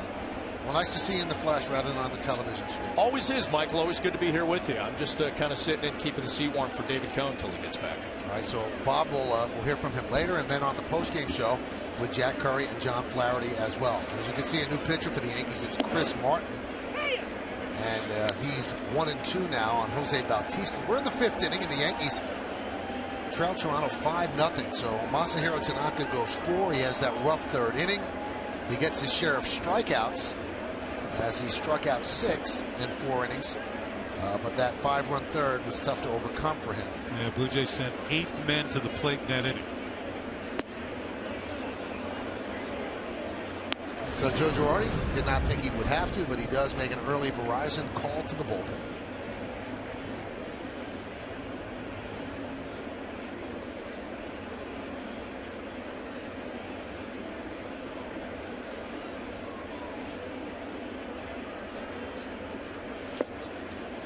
And Martin gets Bautista swinging. Yeah, we saw Martin in spring training, long and lanky, about 6'7", 6'8". And that's what he did with the Colorado Rockies, pitching at altitude last year, 6.89. The ERA probably at sea level is 2.89. But the fact is that he's got a good arm, good live fastball. You saw him put away Bautista on a breaking ball.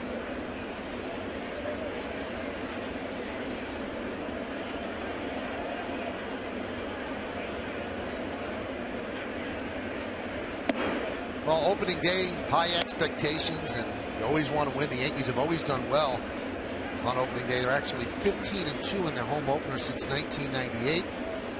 But having to remove your ace after 4 innings is a bit of a cold play for Joe Girardi, but he does bring in Chris Martin to try to hold it right here at 5-0.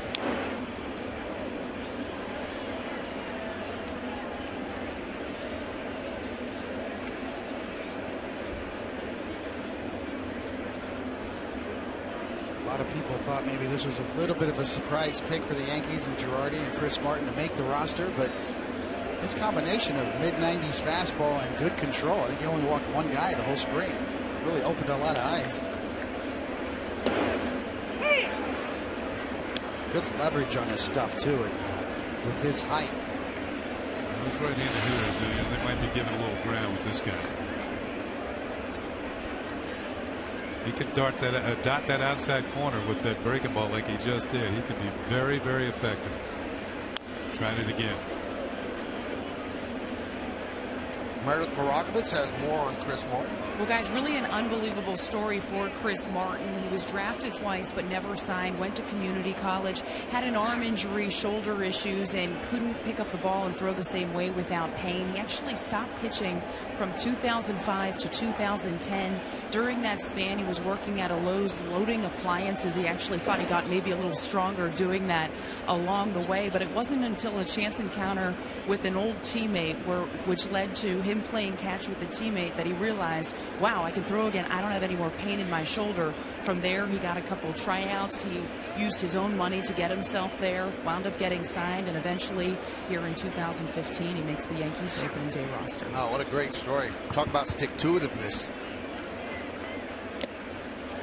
And he strikes out Encarnacion. You start moving refrigerators around, that's going to make you stronger, that's for sure. But very impressive. Striking out Bautista and Encarnacion back to back. And now he's got another tough hitter up there in Josh Donaldson.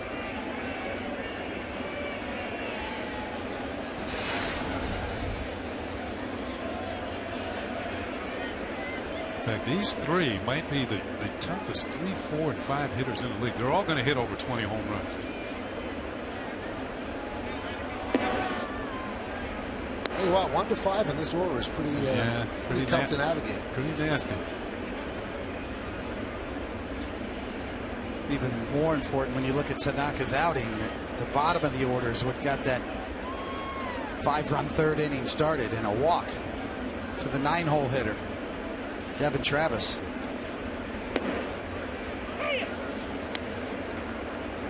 Last year, the heart of the order. This is what their numbers look like. Now, Donaldson, of course, was with the A's.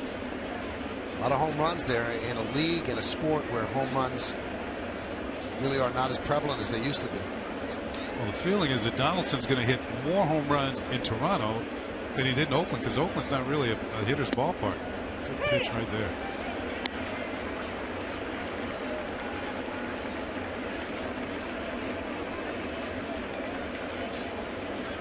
Tyler Kettner of the Times had a story in yesterday's paper that there's about 1,500 fewer homers in the majors last year than there were in 2000.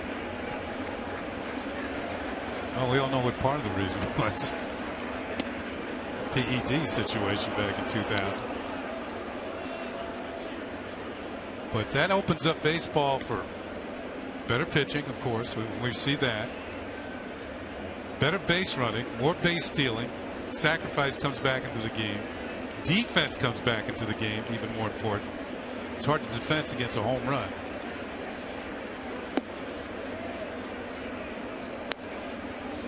So all the things you were not seeing in the PED are coming back to Major League Baseball. It's not just home run derby. A lot more guys like this relief pitcher, Chris Martin, throwing 95 miles an hour, too. Yeah. That's an impressive inning for Chris Martin. He strikes out the side. Blue Jays go down in order. We're halfway through. It's 5-0 Toronto.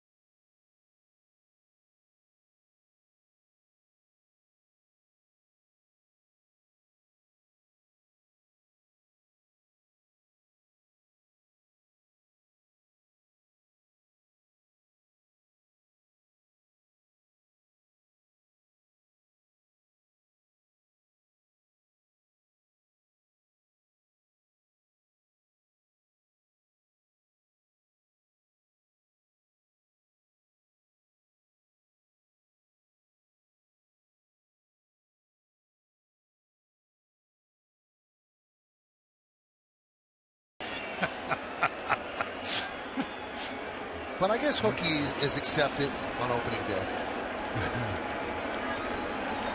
Here's A-Rod. He walked in the third inning. The Bigelow scoreboard 5-0 Toronto. It's like a Twitter sign, right? You only had so many characters. You had to squeeze it in. Use a K.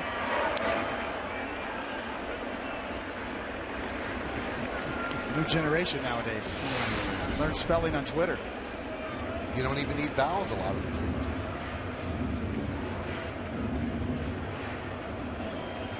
Yankees finally got their first hit in the fourth inning, a single by McCann down the first baseline. You know, one thing that's been impressive in this A-Rod return to baseball is his knowledge of the strike zone. We talked about the fact that he walked so much in spring training, didn't chase as many pitches, slider down and away, didn't even know for it. So somewhere along the line, I mean, he's kind of discovered or rediscovered what the strike zone. When you're struggling, you're up there hacking at just about anything, and you're getting yourself out more often than not.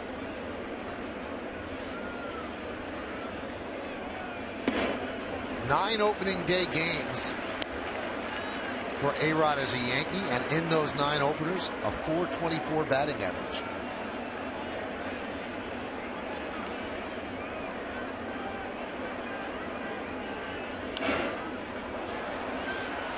Count full. Yeah, that's one I bet you he feels he should have hit.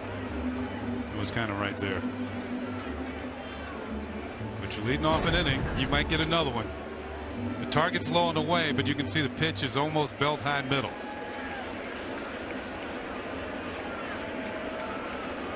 Gives you a look right there, just a fraction of an inch. That one is driven out to right center. Pompey on the run, and he's going to play it on a hop. And A-Rod gets his first hit of the season. Well, he did get another one to hit, and this one he didn't miss. Pompey was playing him kind of straight away, so that gap in right center was open. Target's low and away once again, and this is almost the same pitch he got before when he fouled it off. This time he's a little quicker to recognize it, get the head of the bat to it a little quicker, and drives it into the gap in right center field. This replay brought to you by New York Presbyterian, the official hospital of New York Yankees. Amazing things are happening there. As we slow it down for you and show you contact. Stephen Drew takes a strike.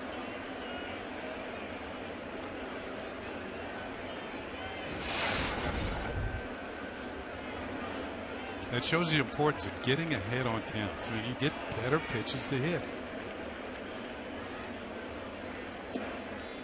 Now, there was a lot of thought coming into spring training, or worry even, that Alex Rodriguez would be a distraction. And Joe Girardi said before the game it wasn't at all. He said the first day of camp, obviously, there were more cameras and more people than we usually have. Popped up, right side. Travis makes the play. He said, but what people don't get, he said that our guys like having Alex around. He said they enjoy him. He enjoys being there. And Alex said that this spring, after missing all of last year, has meant the most to him. Because you realize how much you missed the game. Not missing the year, it's obviously self-inflicted by Alex, but he's going to be 40-year-old this year. And he realized there's more career in the rearview mirror than in the windshield. So chasing Shreve up for the Yankees. I mean, what is this, his 20th year? Yep. So there's a fountain of knowledge there for some of the younger players. I mean, you don't play 20 years in the major leagues without picking up something. I mean, you don't last that long. Maybe for the first time in his career as well, realizing that there's just some people that are not going to like you. You can't please everybody. There's people that are going to draw their own conclusions about what happened off the field. And there's really nothing you can do about that. All you can do is worry about your teammates playing the game, trying to sort of reinvent yourself. But there will be people that just will not like you or will not ever condone what you did. I mean, there's nothing you can do about it. There is a bit of a generation gap there. Drew was 3 years old when Alex made his major league debut. Gregorius with a fly ball to right. Bautista makes the play for the second out. Hutchinson just got enough in on his hands to jam him, and he didn't get the good wood on it. And Hutchinson today And David, I don't know if you agree, but he's done a good job of keeping the fat part of the bat off the ball for the Yankees. They've made contact. He's only struck out 3, but really, outside of the ball that Brett Gardner's hit in the first inning, nothing's been hit really that hard. The Yankees have had a lot of trouble squaring him up.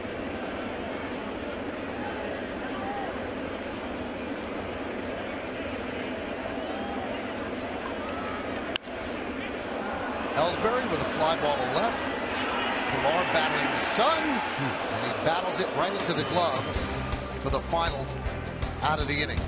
No runs a hit, no errors, and 1 left. Let's go to the 6th. 5-0 Blue Jays.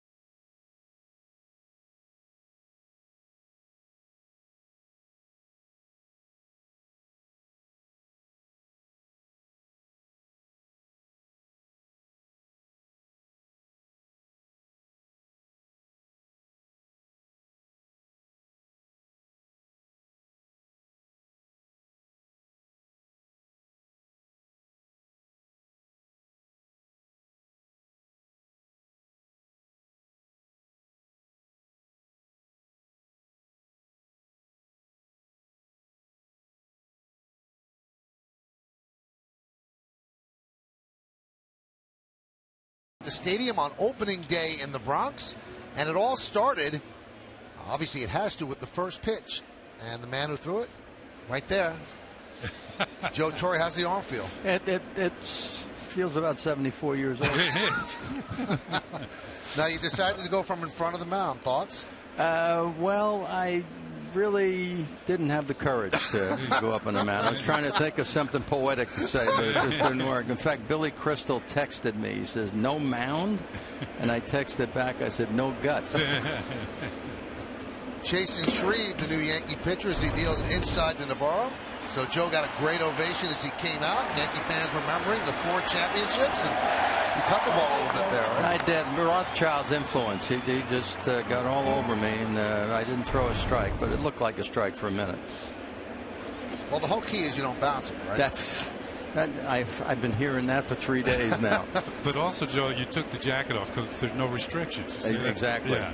But again, on the other side of that, Kenny, if I didn't reach the plate, then it would really look bad. I couldn't use it as an excuse.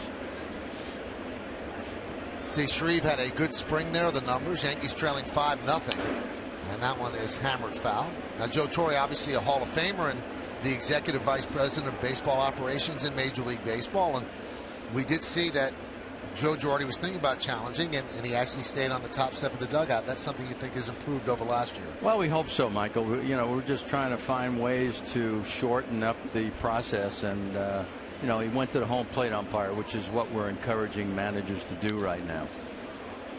Fly ball, right center, Ellsbury for the first out. Even though the home plate umpire isn't making the bulk of the calls, he's the closest one to the dugout, so we figured we could get it done a little bit quicker that way. One thing I liked about last year and all the changes that were made, you said that none of them were set in stone, and if it wasn't really working, you would change as the season went on, and you did so like the play at second base where the transfer, exchange, yeah, right, the the exchange transfer. play. I mean, they changed it back, so because it wasn't really working.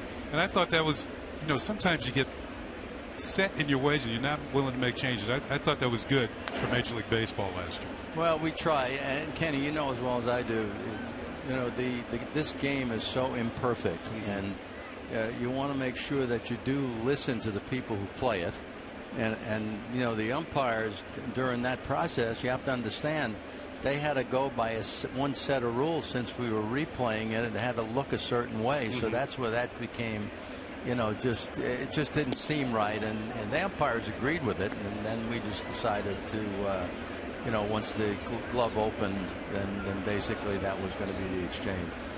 1-1 count on Dalton Pompey. He's 0 for 2 today. Jason Shreve, the third Yankee pitcher. Tanaka started, went 4. Chris Martin in the 5th, and now Shreve here in the 6th. Joe, you look at it shortstop and you don't see number 2. Is it weird for you? Yeah, it's weird, but this young man just seems like he has it all together. I was talking to Joe Girardi before the game, and he seemed very comfortable with him. The young man came in and introduced himself to me. I was in Robbie Kakuza's office. He came in and introduced himself to me. And I think it's really probably the perfect type of player to take over at shortstop. You were like a second dad to Derek.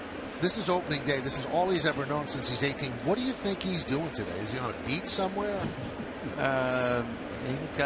He's got the ability to be on a beach someplace. Any beach. I know the one thing that struck him, and it struck me the same way when I left managing. And the one thing that hit me was the fact that I don't have a schedule to go by anymore. And I know he had mentioned that more than once to me. And that's the unique part about being in a game your whole life. And as far as I'm concerned, when I was a broadcaster, when I was a manager, when I was a player, it was always picking up a schedule. You're going to be on July 22nd or something like that. So this is so different now, and I'm sure he's enjoying it. 3-2 count on Pompey.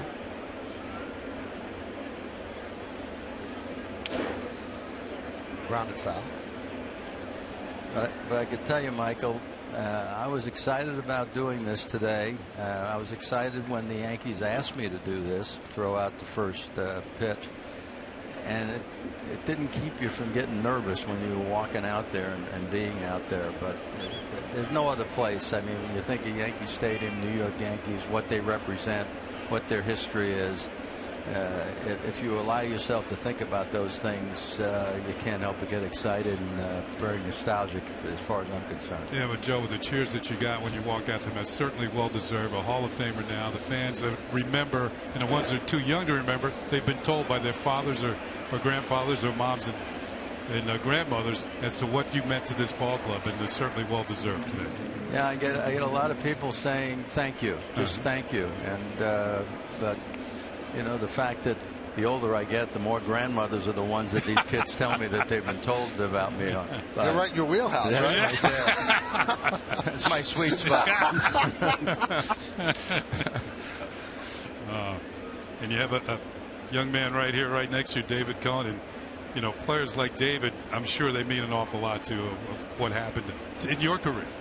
Well, it's all about trust, Kenny. And David Cohn, when it was touch and go whether we were going to sign him or not, and then they got my vote, and I don't know how much weight that carried, but when we did sign David, it's just someone you trusted.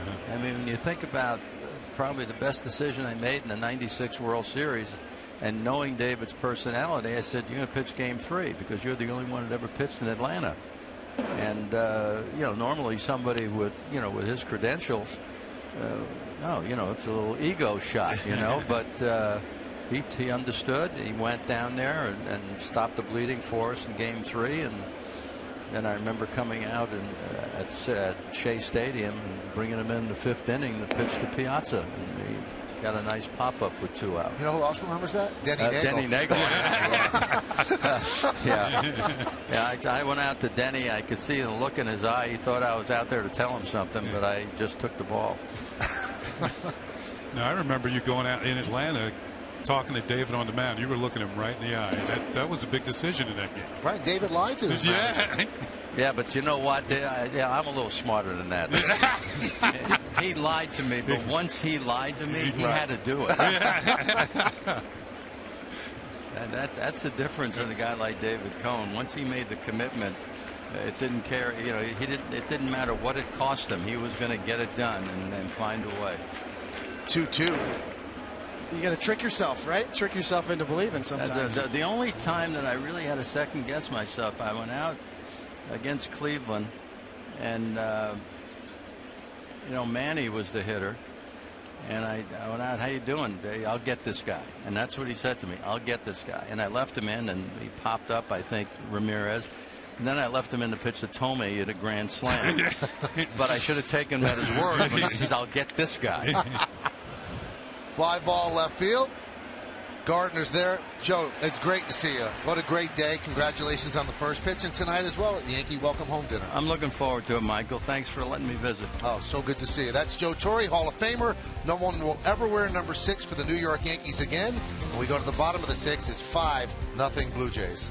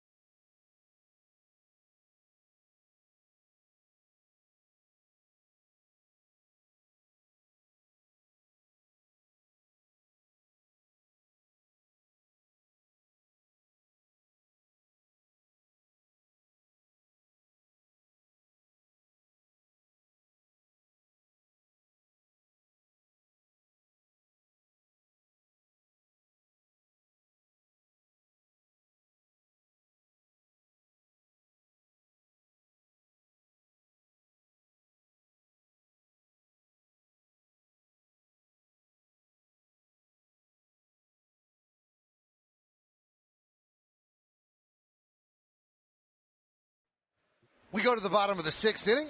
Here at Yankee Stadium, it's 5-0 Blue Jays. 5 runs on 5 hits for Toronto. No runs on 2 hits for the Yankees against Drew Hutchison. 2, 3, and 4 in the Yankee order against the Blue Jays right-hander, starting with Brett Gardner. Gardner's 0 for 2. And the pitch is high.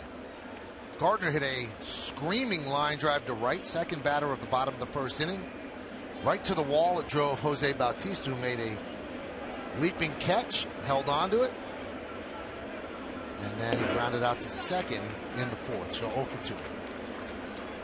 You know, one thing managers have to be aware of early in the season, their starting pitchers are really still building up their arms somewhat. So the bullpens sometimes come into play a little bit earlier in ball games. And you can see they're getting loose out there just in case the phone rings and somebody has to get up and start throwing.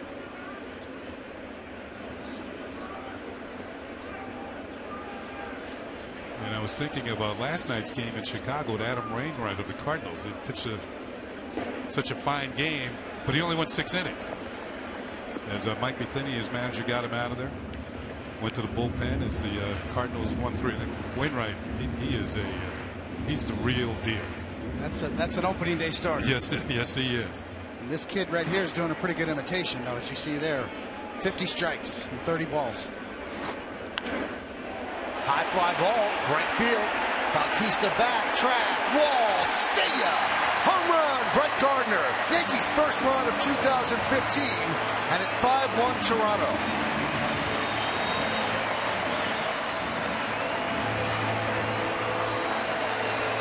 I was watching Brett Gardner swing the bat during batting practice, and he was hitting quite a few into the seats. And last year, career high 17 home runs. He put a new dynamic to his offense.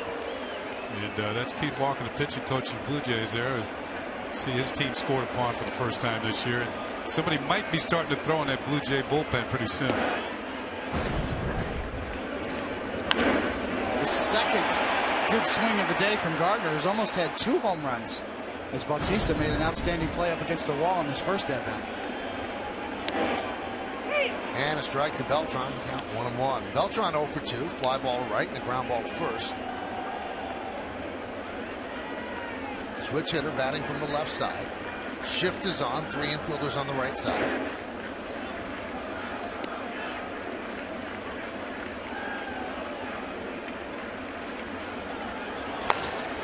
Aaron loop up.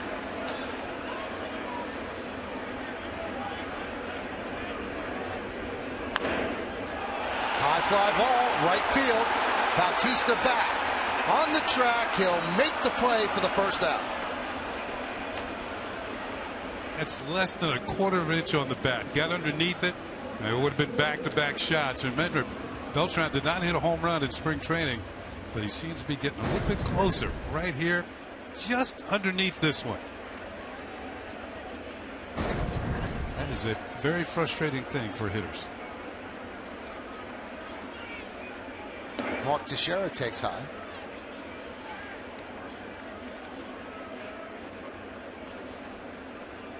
This copyrighted telecast is presented by authority of the New York Yankees and may not be reproduced or retransmitted in any form, and the accounts and descriptions of this game may not be disseminated without the express written consent of the New York Yankees, as Pete Walker will come out and talk with Hutchison. Yeah, this is like a standing 8 count here, just to give the bullpen a little bit of time to warm up a little bit more, give Hutchison a little breather. You see they have the shift on for Teixeira, and according to Baseball Solutions, teams employed 13,000 shifts last year. In 2011, just 2,500. So this is not going away, David. Definitely not, and it's up to the hitters now to make the adjustment. That one is driven to right field. Bautista getting a workout out there. No basket catch on the warning track for the second out. You kind of see a lot better swings off of Hutchison here as he approaches 90 pitches, and Teixeira a little on top of this one. The opposite of Beltran. A little too much topspin. Yeah, this is the 6th putout for Bautista in the game. As Michael said, he's getting a workout out there. That glove wasn't broken in before the game. It is now.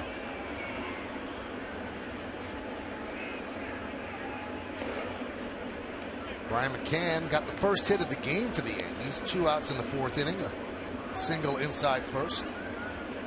And past Encarnacion. They also shift for McCann. Now the attempted bunt by McCann in the 4th inning, you could see it's changed the way Donaldson's playing him, because he's halfway now between the infield and outfield grass. Before that bunt, he was on the outfield grass, the lip. And actually, as the pitch is being thrown by Hutchison, he's moving in a bit.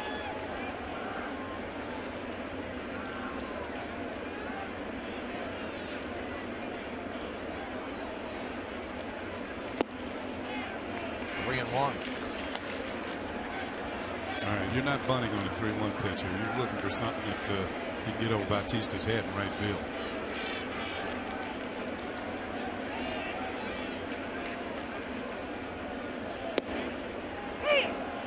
Count 3-2. So Hutchinson at 92 pitches.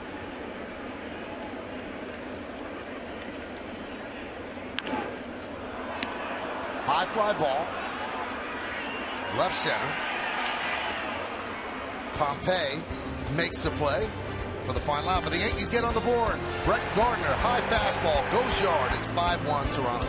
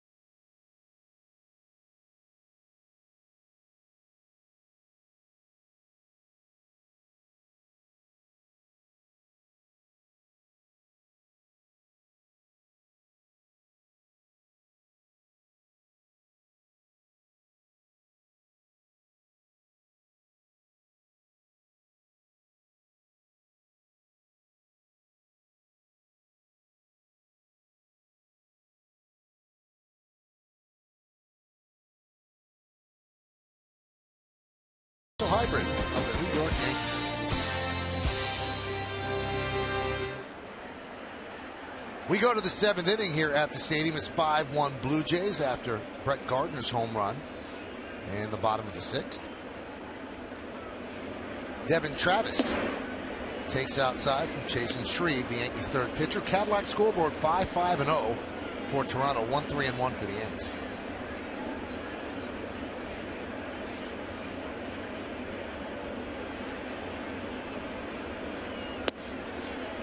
Waved that one, 1-1. It's Travis's first big league game. Played his college ball at Florida State for legendary coach Mike Martin, who's been there a long time. And Travis was all ACC. High fly ball, deep left, going back. Gardner turning, looking, see ya. Devin Travis's first big league hit is a home run, and he is steaming around the bases as the Blue Jays lead 6-1. Well, that's certainly going to make Mike Martin proud. One of his all ACC performers comes up. That's something you don't forget. You never forget your first. And this was a no-doubter.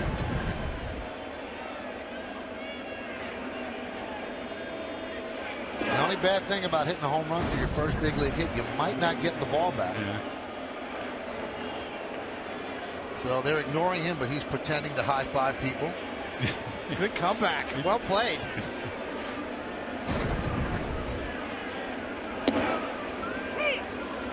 One and one now on Reyes. Travis, a big part of this game. You know, aside from the home run we just saw on the first major league hit, but his big walk in the 5-run third kind of set up that inning on Tanaka.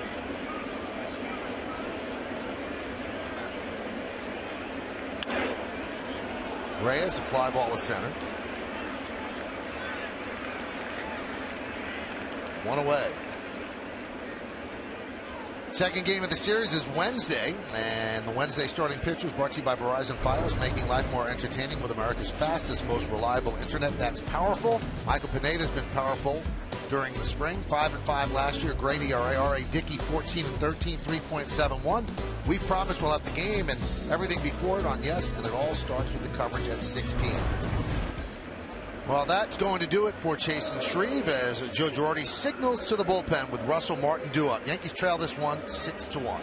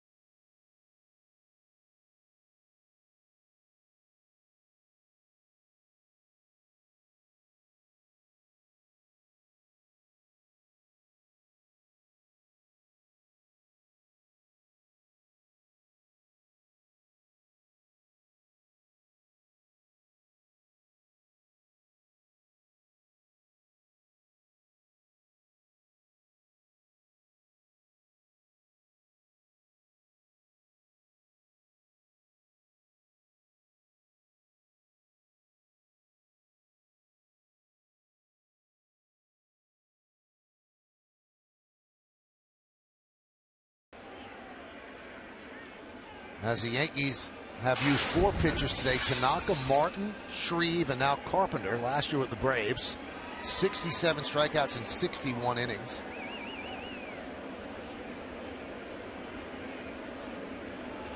And he will face Russell Martin. Russell 1 for 3 in his regular season debut with the Blue Jays. That one is chopped to short, backing up for the hop. Gregorius, and he shows off the arm for the second out.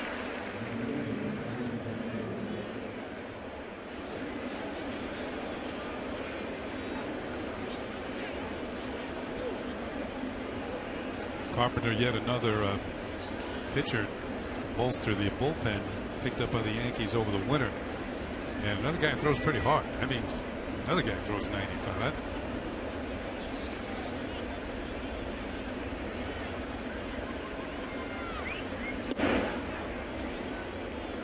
That was Shreve and Carpenter that came over in the Manny Banuelos trade. Longtime lefty prospect Manny Banuelos is still trying to recover from his Tommy John surgery. And you can see the method to the madness of John Hart of what he's doing with the Braves. He's trading all of his established players because they had such a bad farm system, and he's just getting young. He's trying to get young pitchers and building that up so that they're ready when they move into their new ballpark in 2017. And taking a flyer on Banuelos, who was highly thought of before he got hurt. Fly ball to center off the bat of Bautista, and Ellsbury makes the play. Blue Jays get a run on Travis's home run, his first big league hit. Nobody left on base at the end of 6.5. It's the Blue Jays 6 and the Yankees 1, but we'll stay right here to honor America in the Bronx. Ladies and gentlemen, will you please rise and remove your caps? And please direct your attention to the area behind home plate as the New York Yankees welcome an honored military guest who is joined by his girlfriend, United States Army Captain Michael Britt from Edison, New Jersey, who served in Operation Enduring Freedom. The Yankees say thank you for your sacrifice and service to our nation.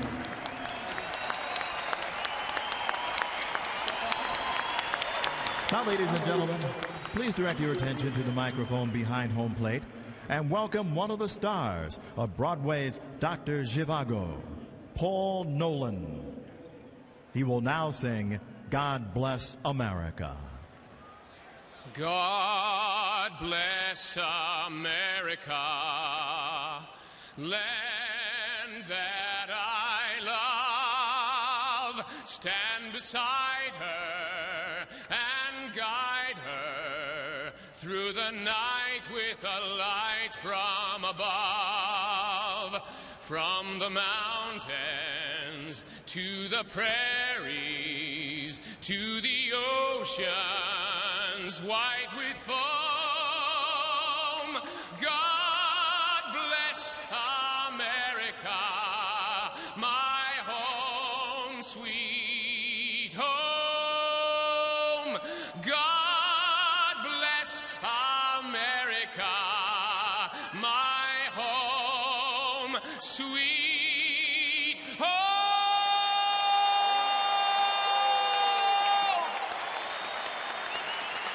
All right, ladies and gentlemen, we invite you now to join in as Yankee Stadium organist Paul Cartier plays Take Me Out to the Ball Game.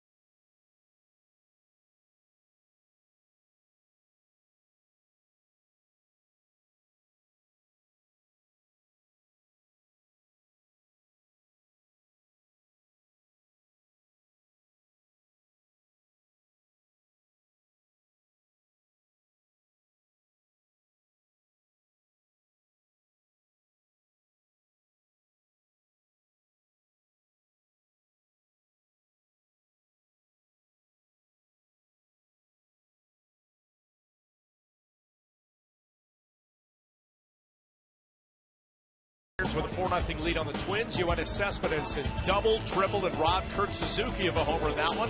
David Price allowing just 3 hits to the Twins into the 8th inning so far. The Rockies lead Milwaukee 6-0. Corey Dickerson in that one, a 2-run home run. Milwaukee's Kyle Loesch lit up for 4 runs. Boston and Philly just underway. Quick strike for Dustin Pedroia, his first homer of the season. In his first at bat off Cole Hamels, it's 1-0 Boston there in the bottom of the first. And the O's and Rays just underway. Chris Tillman against Chris Archer in that one. Michael, back to you. Well, thank you, Bob. It's going to be interesting. It almost seems like the team that gets Cole Hamels could shift the balance of power in the American League East. So he gives up a home run early to Dustin Pedroia. We'll hear from Bob and Jack and Flash after the game. Right? You just promoted it along with Meredith. Absolutely. That's right. There he is. Looks great, doesn't he? Chase Headley swings at the first pitch from Aaron Loup and skies it to right field. Bautista makes the play. 1 away, so Loup comes on for Hutchison. Kenny, I haven't counted yet, but I think Bautista's had a lot of putouts out there. Let's see. 1, 2, 3, 7, 4, 5, 6, 7, 8. 8 putouts. Here's Alex Rodriguez. Walked and singled to right center. Cadillac scoreboard 6-1 Toronto.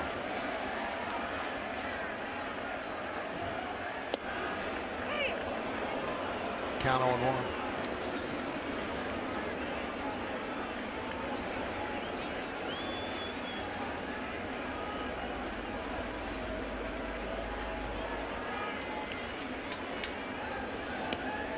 You could see from Loop's delivery how he would be difficult for lefties. Maybe a little bit longer look for a right-handed hitter.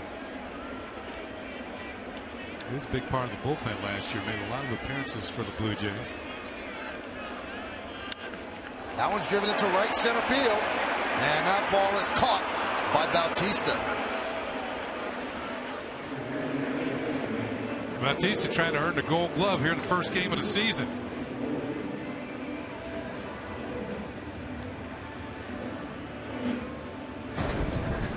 After all those chances, I guess that's number 9, as you guys said. And not too many have dropped in out there. So, yes, he's caught everything in his vicinity today, including one up against the wall. Here's Stephen Drew, 0 for 2. And a strike. Now, Kenny mentioned the makeup of this bullpen. The closer is Brett Cecil. And that's going to be a question mark for the Blue Jays. He has 6 career saves. So how will he handle that new role? Plus, he had shoulder trouble in spring training. They had to shut him down for a little bit. And you could say the same thing about the Yankees because their prospective closers really haven't been closers. Andrew Miller and Dellin Betances.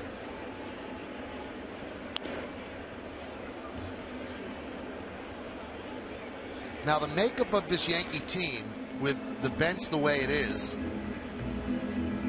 they're really heavy lefty, the Yankees. So when a manager brings in a lefty, Joe Torre's going to have to pick his spot when he's going to pinch hit. So it's lefty-lefty here with Drew up.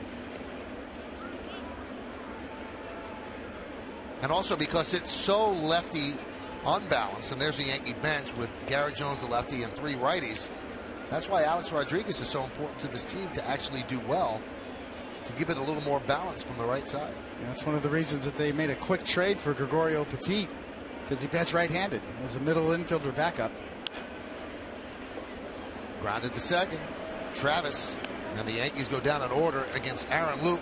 1, 2, 3. And we're going to go to the 8th inning. 6-1 Toronto.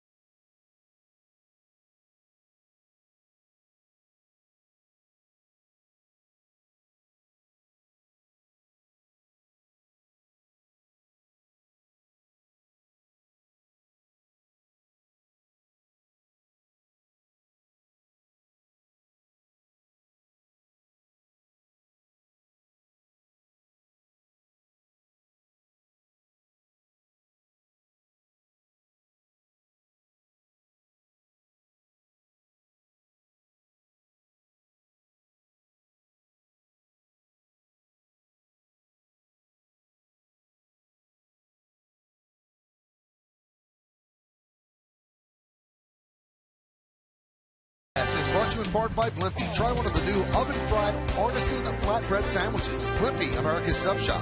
By Mazda. Mazda's KBB.com's lowest cost to own brand in over 5 years. And by the New York Lottery. Hey, you never know.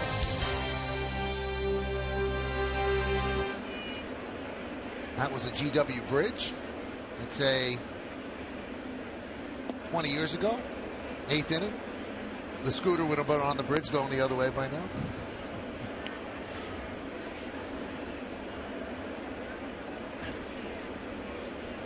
Hyundai scoreboard 6-1 Toronto leading the Yanks. Encarnacion against David Carpenter. Got the final 2 outs of the 7th inning. Good breaking ball.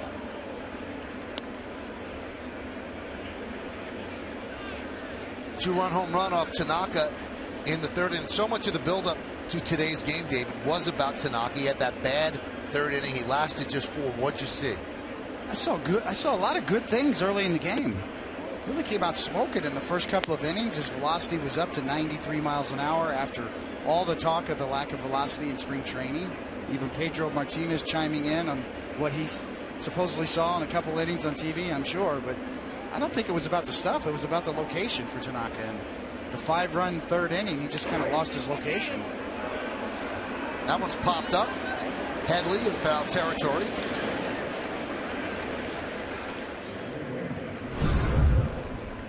Take a look back in the 3rd, but the big blow, as you see on Encarnacion, the type of hitter that he is, when you're trying to throw a fastball in, you better miss in off the plate, and that one was towards the middle of the plate, and he burned Tanaka there with a long home run.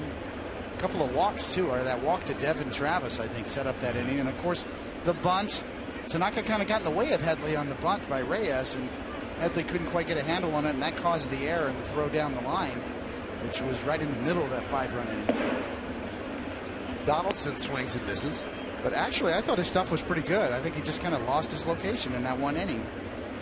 And there was a little more fastball than what we saw for the most part in spring training. Definitely. He was 90 to 93 on velocity, which is exactly what he was last year.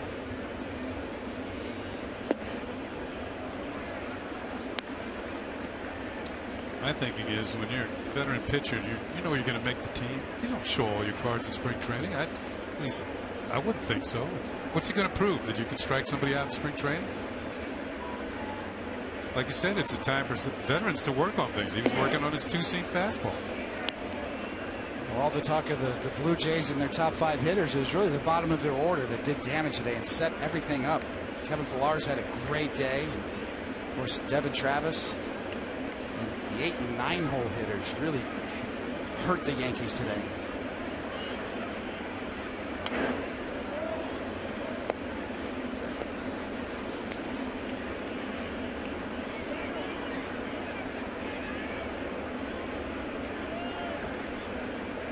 It is opening day indeed. Yankees, Blue Jays.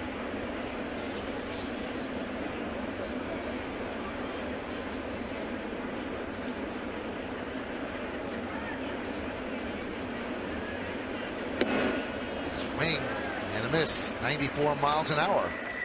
2 away. Hey fans, don't miss a great giveaway that will help you follow the Yankees all season long. It's this Friday, April 10th, when the Yankees take on the Red Sox. It's magnetic schedule night, and all guests in attendance are going to receive a Yankees 2015 magnetic schedule courtesy of AT&T. Now for tickets, log on to Yankees.com, visit the Yankee Stadium ticket window, Yankees clubhouse shops, or call Ticketmaster at 877-469-9849.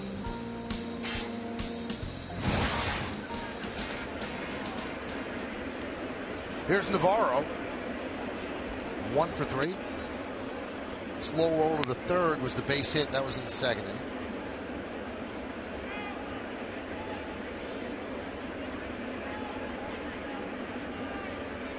Started out his career with the Yankees. Bounced around a bit. Cubs, Tampa Bay for a while.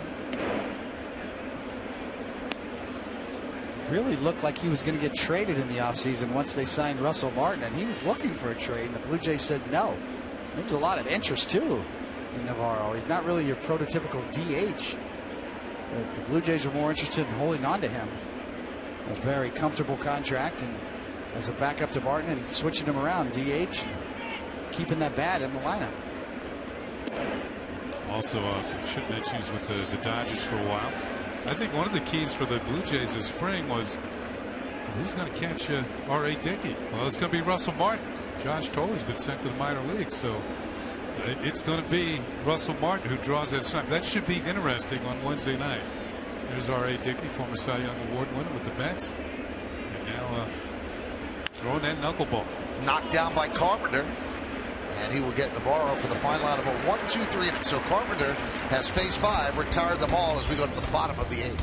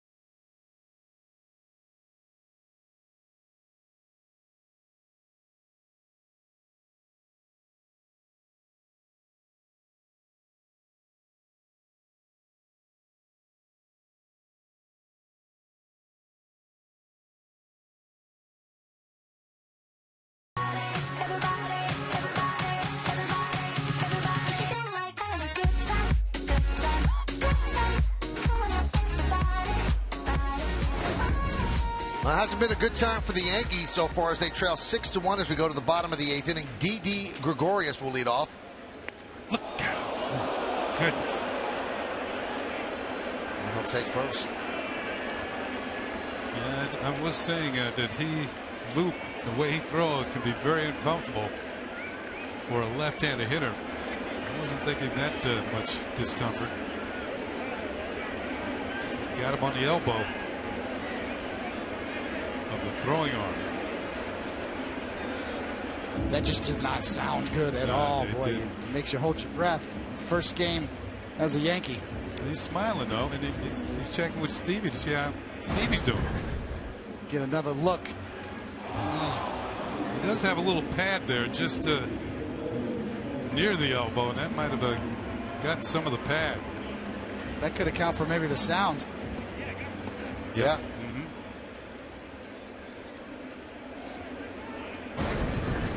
Padding or no padding, that's kind of smart a bit.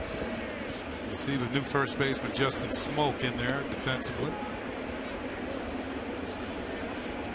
Well, the Yankees looking for a late rally here as they go back to the top of the lineup.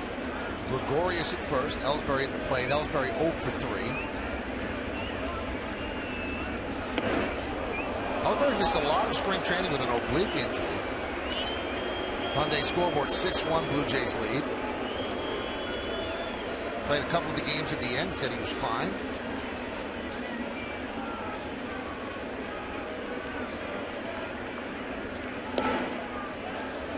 Now, both of these teams, I wouldn't say reinvented themselves, but they certainly changed a lot of parts. Of the 25 players on the Yankees opening day roster last year, only 11 are still in the organization. And of the 25 players on this roster, 9 joined the club for the first time following the end of last year. And as for the Blue Jays, Buck Martinez told me this. I couldn't believe it. He said the Blue Jays over the offseason got rid of 25 guys that played major league games for the Blue Jays. So essentially a whole roster they got rid of. Strike 3. That was a tough at bat for Ellsbury. He did not look comfortable. Soccer Saturday on Yes returns this weekend when NYCFC plays an away match against the Philadelphia Union. Join New York's newest team. Watch New York City FC on Yes, presented by Etihad Airways. Saturday at 5, immediately following Yankees Red Sox coverage, and that's only on Yes.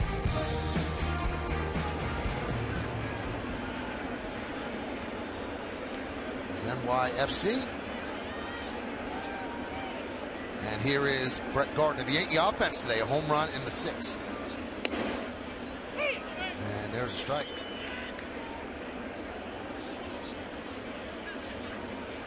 Now, as you can see, the way this lineup is configured, a manager feels very comfortable from 8 to 2.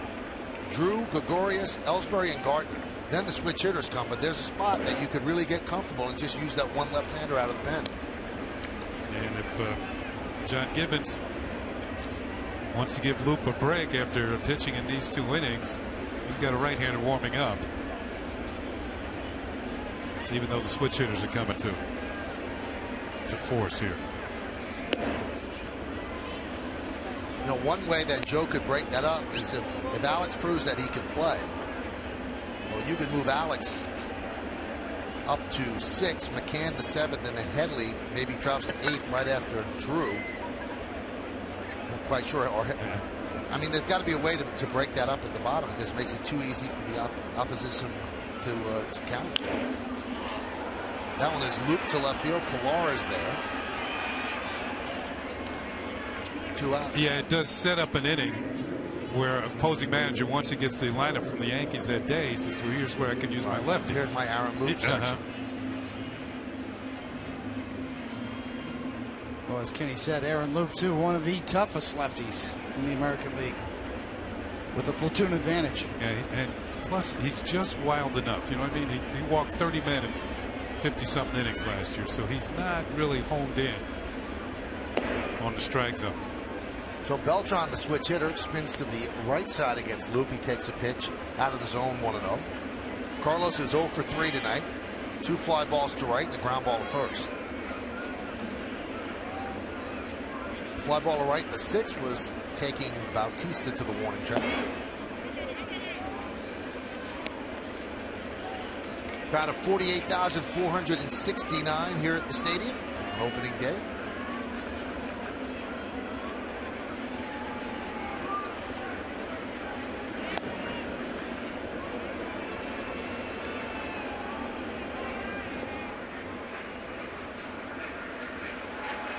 So by bringing in Smoke, Gibbons has used one of his 3 players on the bench to tighten up his defense. The 2-0. Yeah, I think a couple of things here work when bringing Smoke in. Number one, Smoke's a better defender than Encarnacion. We mentioned Encarnacion had a bad back in spring training. It's a chance for him to get off his feet, get in the clubhouse, and if he needs any treatment on that back, he can get it done before the game on Wednesday.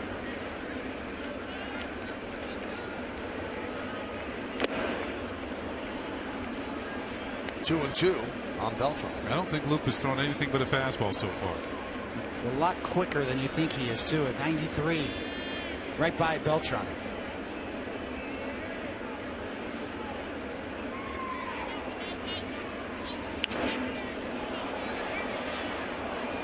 See, Beltran turned it up a notch here, but maybe a notch too far. He pulled it foul.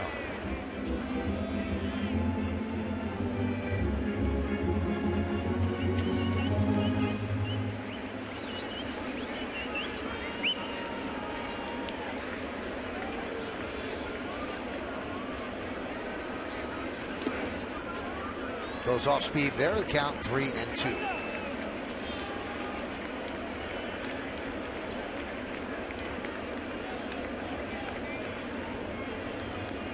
So that's going to release Gregorius at first.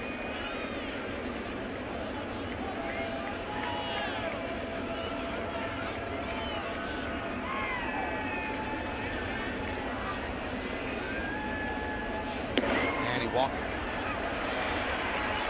So now first and second with 2 men out, and John Gibbons going to go to his bullpen. Mark Teixeira due up. Yankees trying to get back in this. They trail 6-1. Pitching change. Stick around.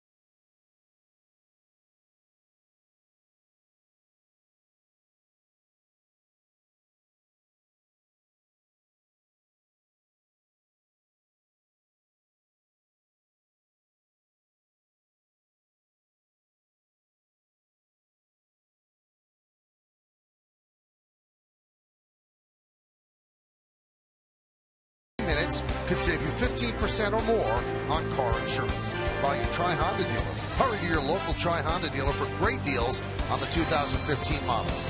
And by People's United Bank. See what know-how can do.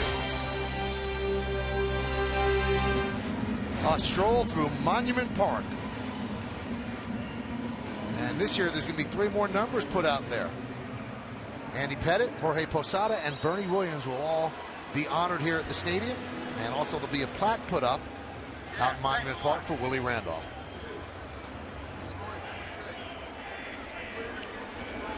Miguel Castro making his major league debut as he comes in to face Mark Teixeira. Yeah, Castro last year was pitching in Canada. It just wasn't Toronto. He was pitching for Vancouver in the Northwest League, which is A-ball. But he's just 20 years old, and he's got an arm. So he's in the big leagues this year. Runner goes from second. The throw to third. Oh, you cannot get thrown out at third with 2 outs and down by 5. That is not a good play by Didi Gregorius, as that will end the inning. And Joe Girardi looking on kind of in shock. What was Didi thinking? No runs, no hits, no errors. And because of this caught stealing, just 1 man left on base. We go to the 9th.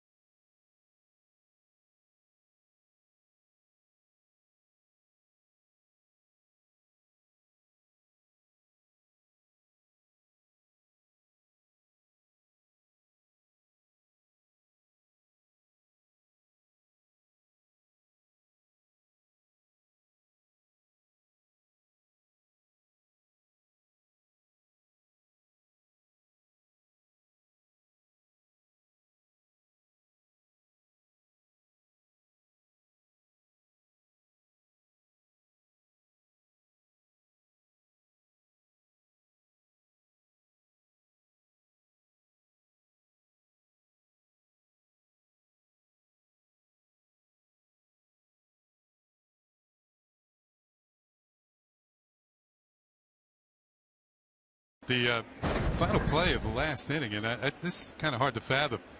You know, Donaldson well off the bag with a left-handed hitter there, but Gregorius probably thought he could make it. It was a bad choice. And Joe Girardi can see his reaction. You got Mark Teixeira, who's up there with capability of hitting a 3-run homer. 90 feet wasn't going to mean all that much. And he chose to try and steal third without any success. Not a good play. Justin Wilson, the new Yankees pitcher, 6-1. Toronto leads in the 9th inning here on opening day. And David will recall this, that we had Joe Torre in this dugout, or in this booth earlier. And when Derek Jeter was a rookie in 1996, he tried to steal third with 2 outs in Chicago, I believe. And Torre was incensed, and he said, I'm going to leave it till tomorrow. It was the end of the inning. Obviously, Jeter played shortstop, and then at the end of that inning, he came and sat right down next to Joe Torre, knowing that he had done something wrong. And Torre said, get out of here. He said, I didn't have to tell him. Now, Didi Gregorius is not a rookie, though. Oh, he's not a rookie. Obviously, got a little ahead of himself there, trying to make something happen in a situation where a 3-run home run gets you back in the game.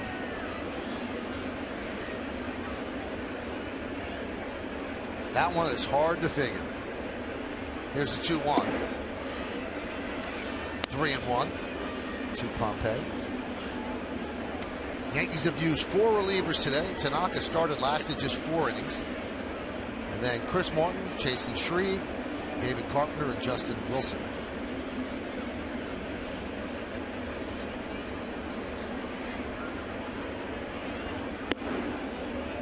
And a walk to Pompey. Stick around. After the last out for the WB Mason postgame, Bob Lorenz, Jack Curry, and John Flaherty recap all the opening day festivities. And, of course, Meredith Morakovitz gets the reaction from the clubhouse, including Joe Girardi's opening day thoughts. It's all coming up, and it's right here on Yes.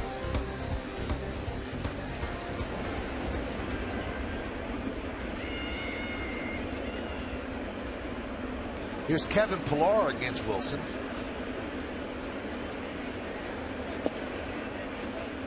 Having trouble with the strike zone. Pillar really did some damage today. Got that 5-run third starter with a hit. You see Justin Wilson last year with the Pirates, 61 strikeouts in 60 innings, 30 walks though.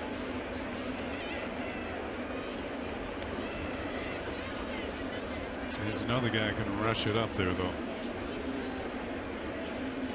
I remember speaking to Captain Derek Jeter last year and Brian Roberts during his time with the Yankees a year ago, and both of them agreed there are more hard throwers in the game now than when they first came to the big leagues.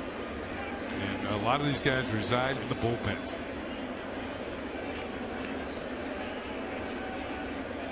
Yankees got Wilson from the Pirates in the deal that sent Francisco Cervelli to Pittsburgh.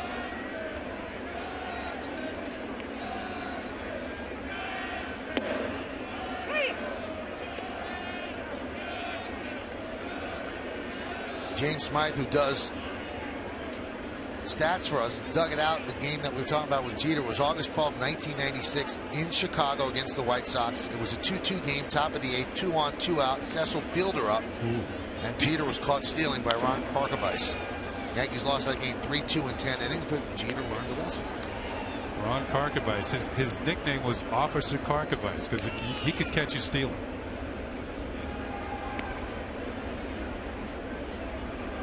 Quick release. I Yeah, remember him well. Yeah. For a catcher, getting rid of it, just about as important as arm strength.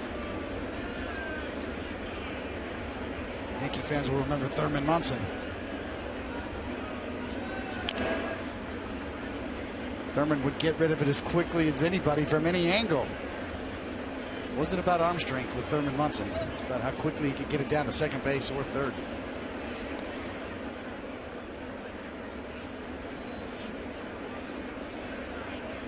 Nice shot. Some beautiful shots today by our crew all over the field.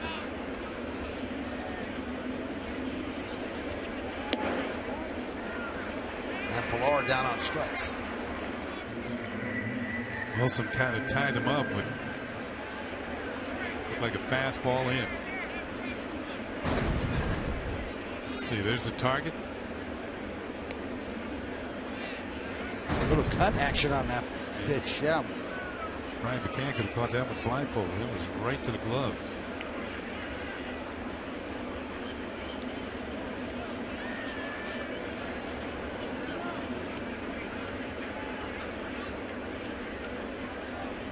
Okay, we've mentioned about the changes in baseball over the last several decades. Major League Baseball instituting sort of the speed up rules this year, and trying to get back to the way the game was used to play. Keep one foot in the batter's box. Runner goes, throw to second, not in time. Stolen base for Pompey. Yeah, great jump. McCann really had no chance. Gone. McCann makes a good effort, but it's futile. It's futile at that point. Yeah, Pompey had stolen 3 out of 4th. He is a little bit more than a third of the way down there, and Wilson has not released the ball as of yet.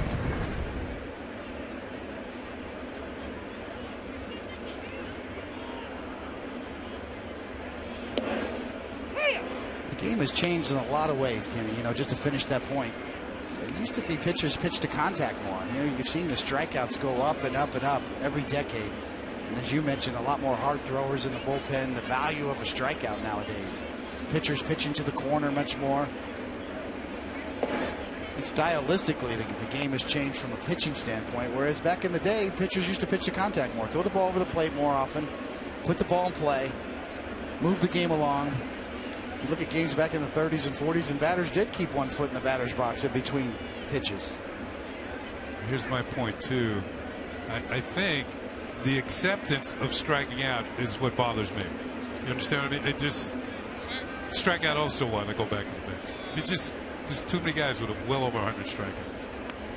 I mean, the MVP last year struck out over 180 times, and he's upset about it too. He says that's one thing Mike Trout said he's going to do this year: cut down on his strikeouts. He says he's going to try to cut him in half. He struck out over 180 times. Yeah, that's tough to do, but all his other numbers were off the charts. True. The emphasis on power pitching and power hitting.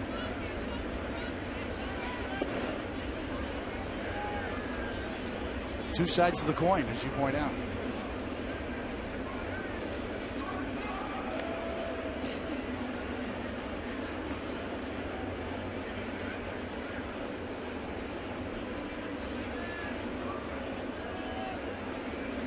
And the Blue Jays have struck out 10 times today, and they're still winning the game.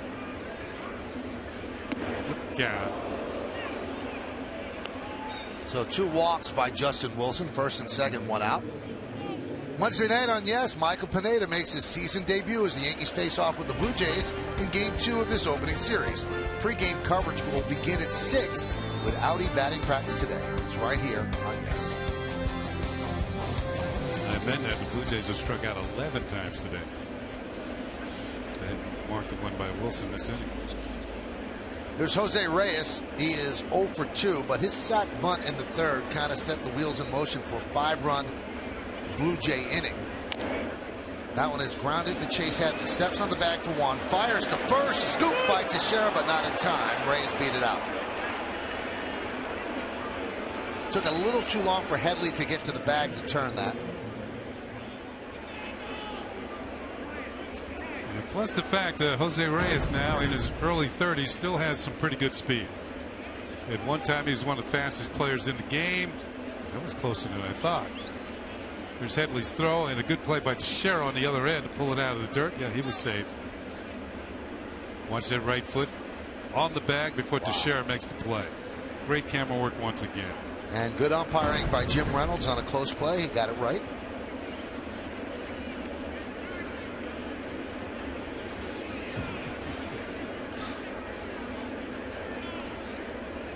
There'd be a lot less pressure on the umps now. You get it wrong, it gets overturned. By your own, because the umpires are the guys manning the replay. You know, as each year passes by, it becomes easier and easier to sort of accept it. Although you still get the sense umpires take pride in getting it right, obviously. Well, nobody wants to be overturned. It's like a lawyer, going in to get your case overturned.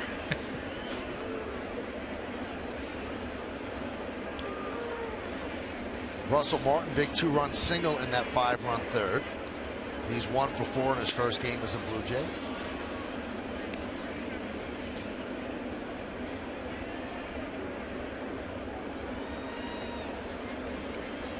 A lot of people wonder, will the Pirates be as good without him? All he got out of that staff and his leadership in the clubhouse. Kenny mentioned earlier, Francisco Cervelli is now the everyday catcher, which is something he's always wanted, so he finally gets his opportunity. And had a big spring, too. His first spring as a Pirate. Cervelli clearly going to be the #1 catcher there and get the bulk of the duty. Yeah, hopefully he can stay injury free. It seemed like he'd have a great spring with the Yankees. In fact, I think not this year. It was last year. I think Cervelli led the Yankees in home runs in spring training. He had 4 or 5.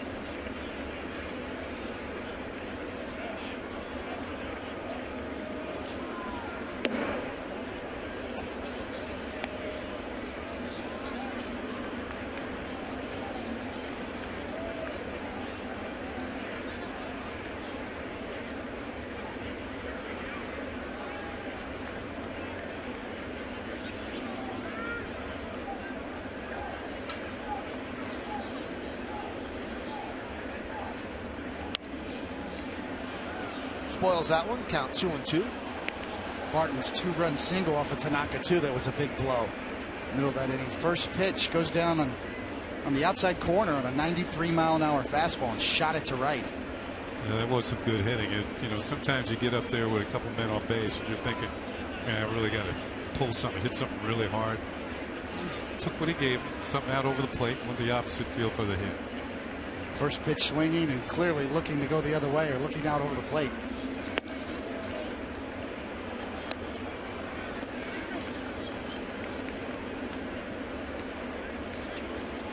Martin knows Wilson. He caught him the last 2 years with the Pirates. So he knows you have to make him throw strikes. He's walked 2 already this inning. Runners go, 3-2. He walked 3 this inning and the bases are loaded. Well, any slim hope that the Yankees might have in the bottom of the 9th, they've got to stop it right here where the base is loaded and they're already down 6-1.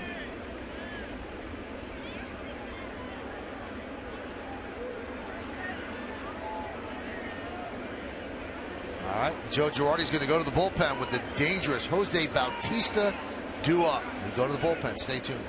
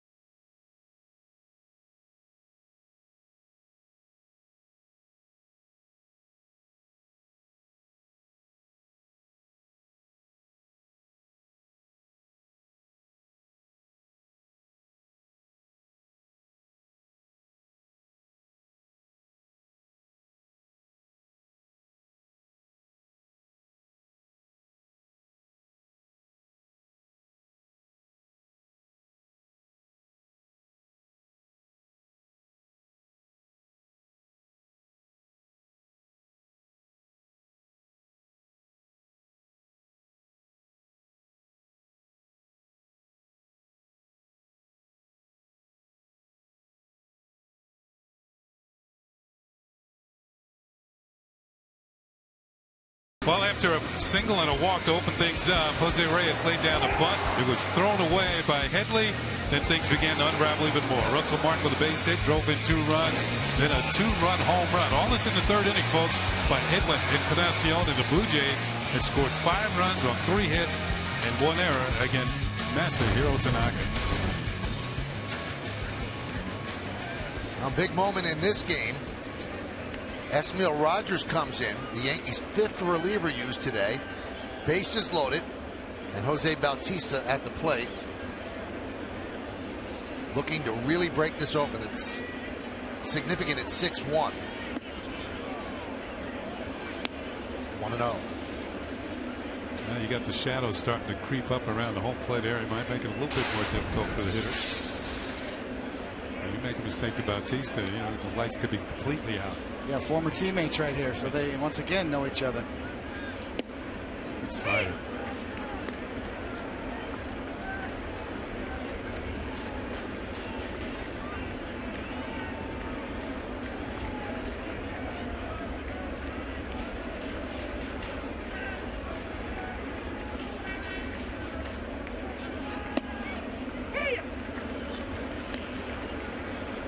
But 3 in a row.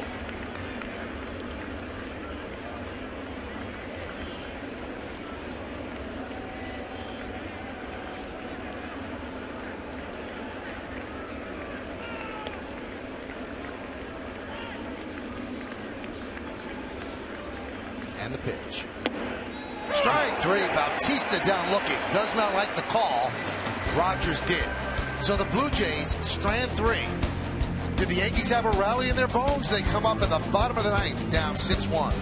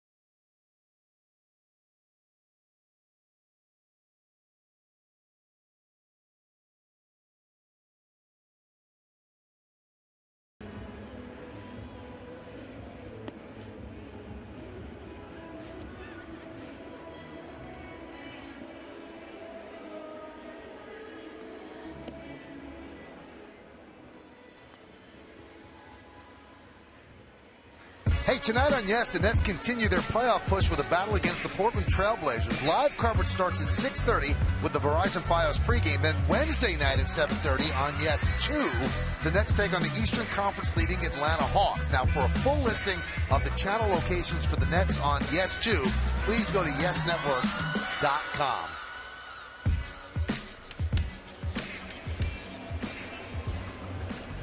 All right, we go to the bottom of the 9th inning.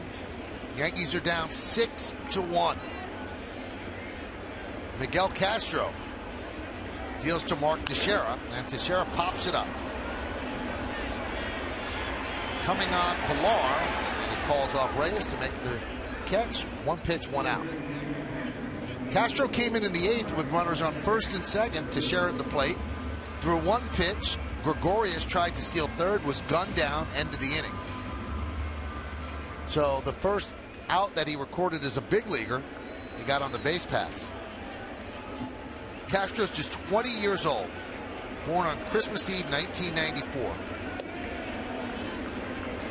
And he is the youngest pitcher in Blue Jays history. Ouch. Christmas Eve 1994. That stings a little, Michael.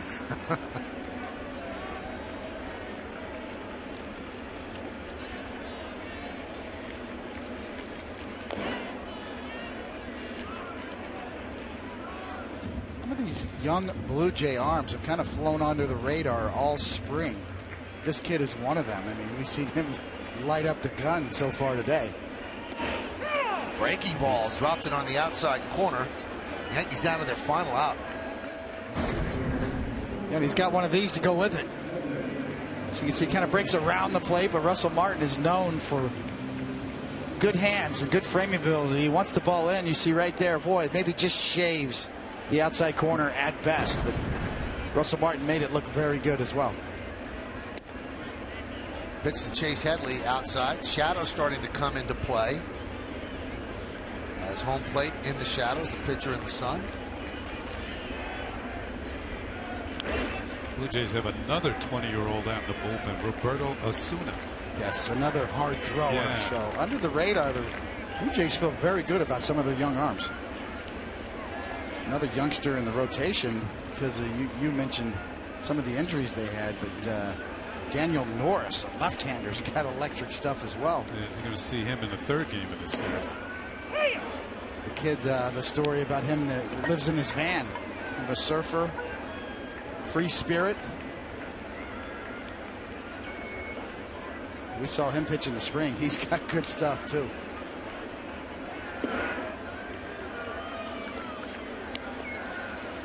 Yankees have had one 6-1 loss on opening day. That was in 1947 on April 15th. But the real news in baseball was across town that day. Jackie Robinson made his debut.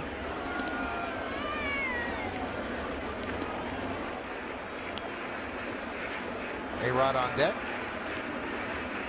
as Headley has worked the count to 3-2. So Castro deals. Line right at Smoke, and that will do it as the Blue Jays beat the Yankees 6-1 on opening day.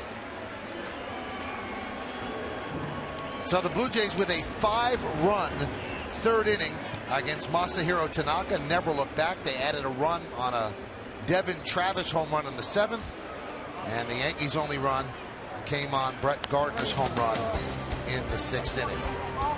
So the Yankees lose 6-1, the home opener here at Yankee Stadium in front of a crowd of 48,469. We'll come back, pick out the big plays, wrap things up as well, get ready for the postgame. Keep it right here on Yes. Blue Jays 6, Yankees 1.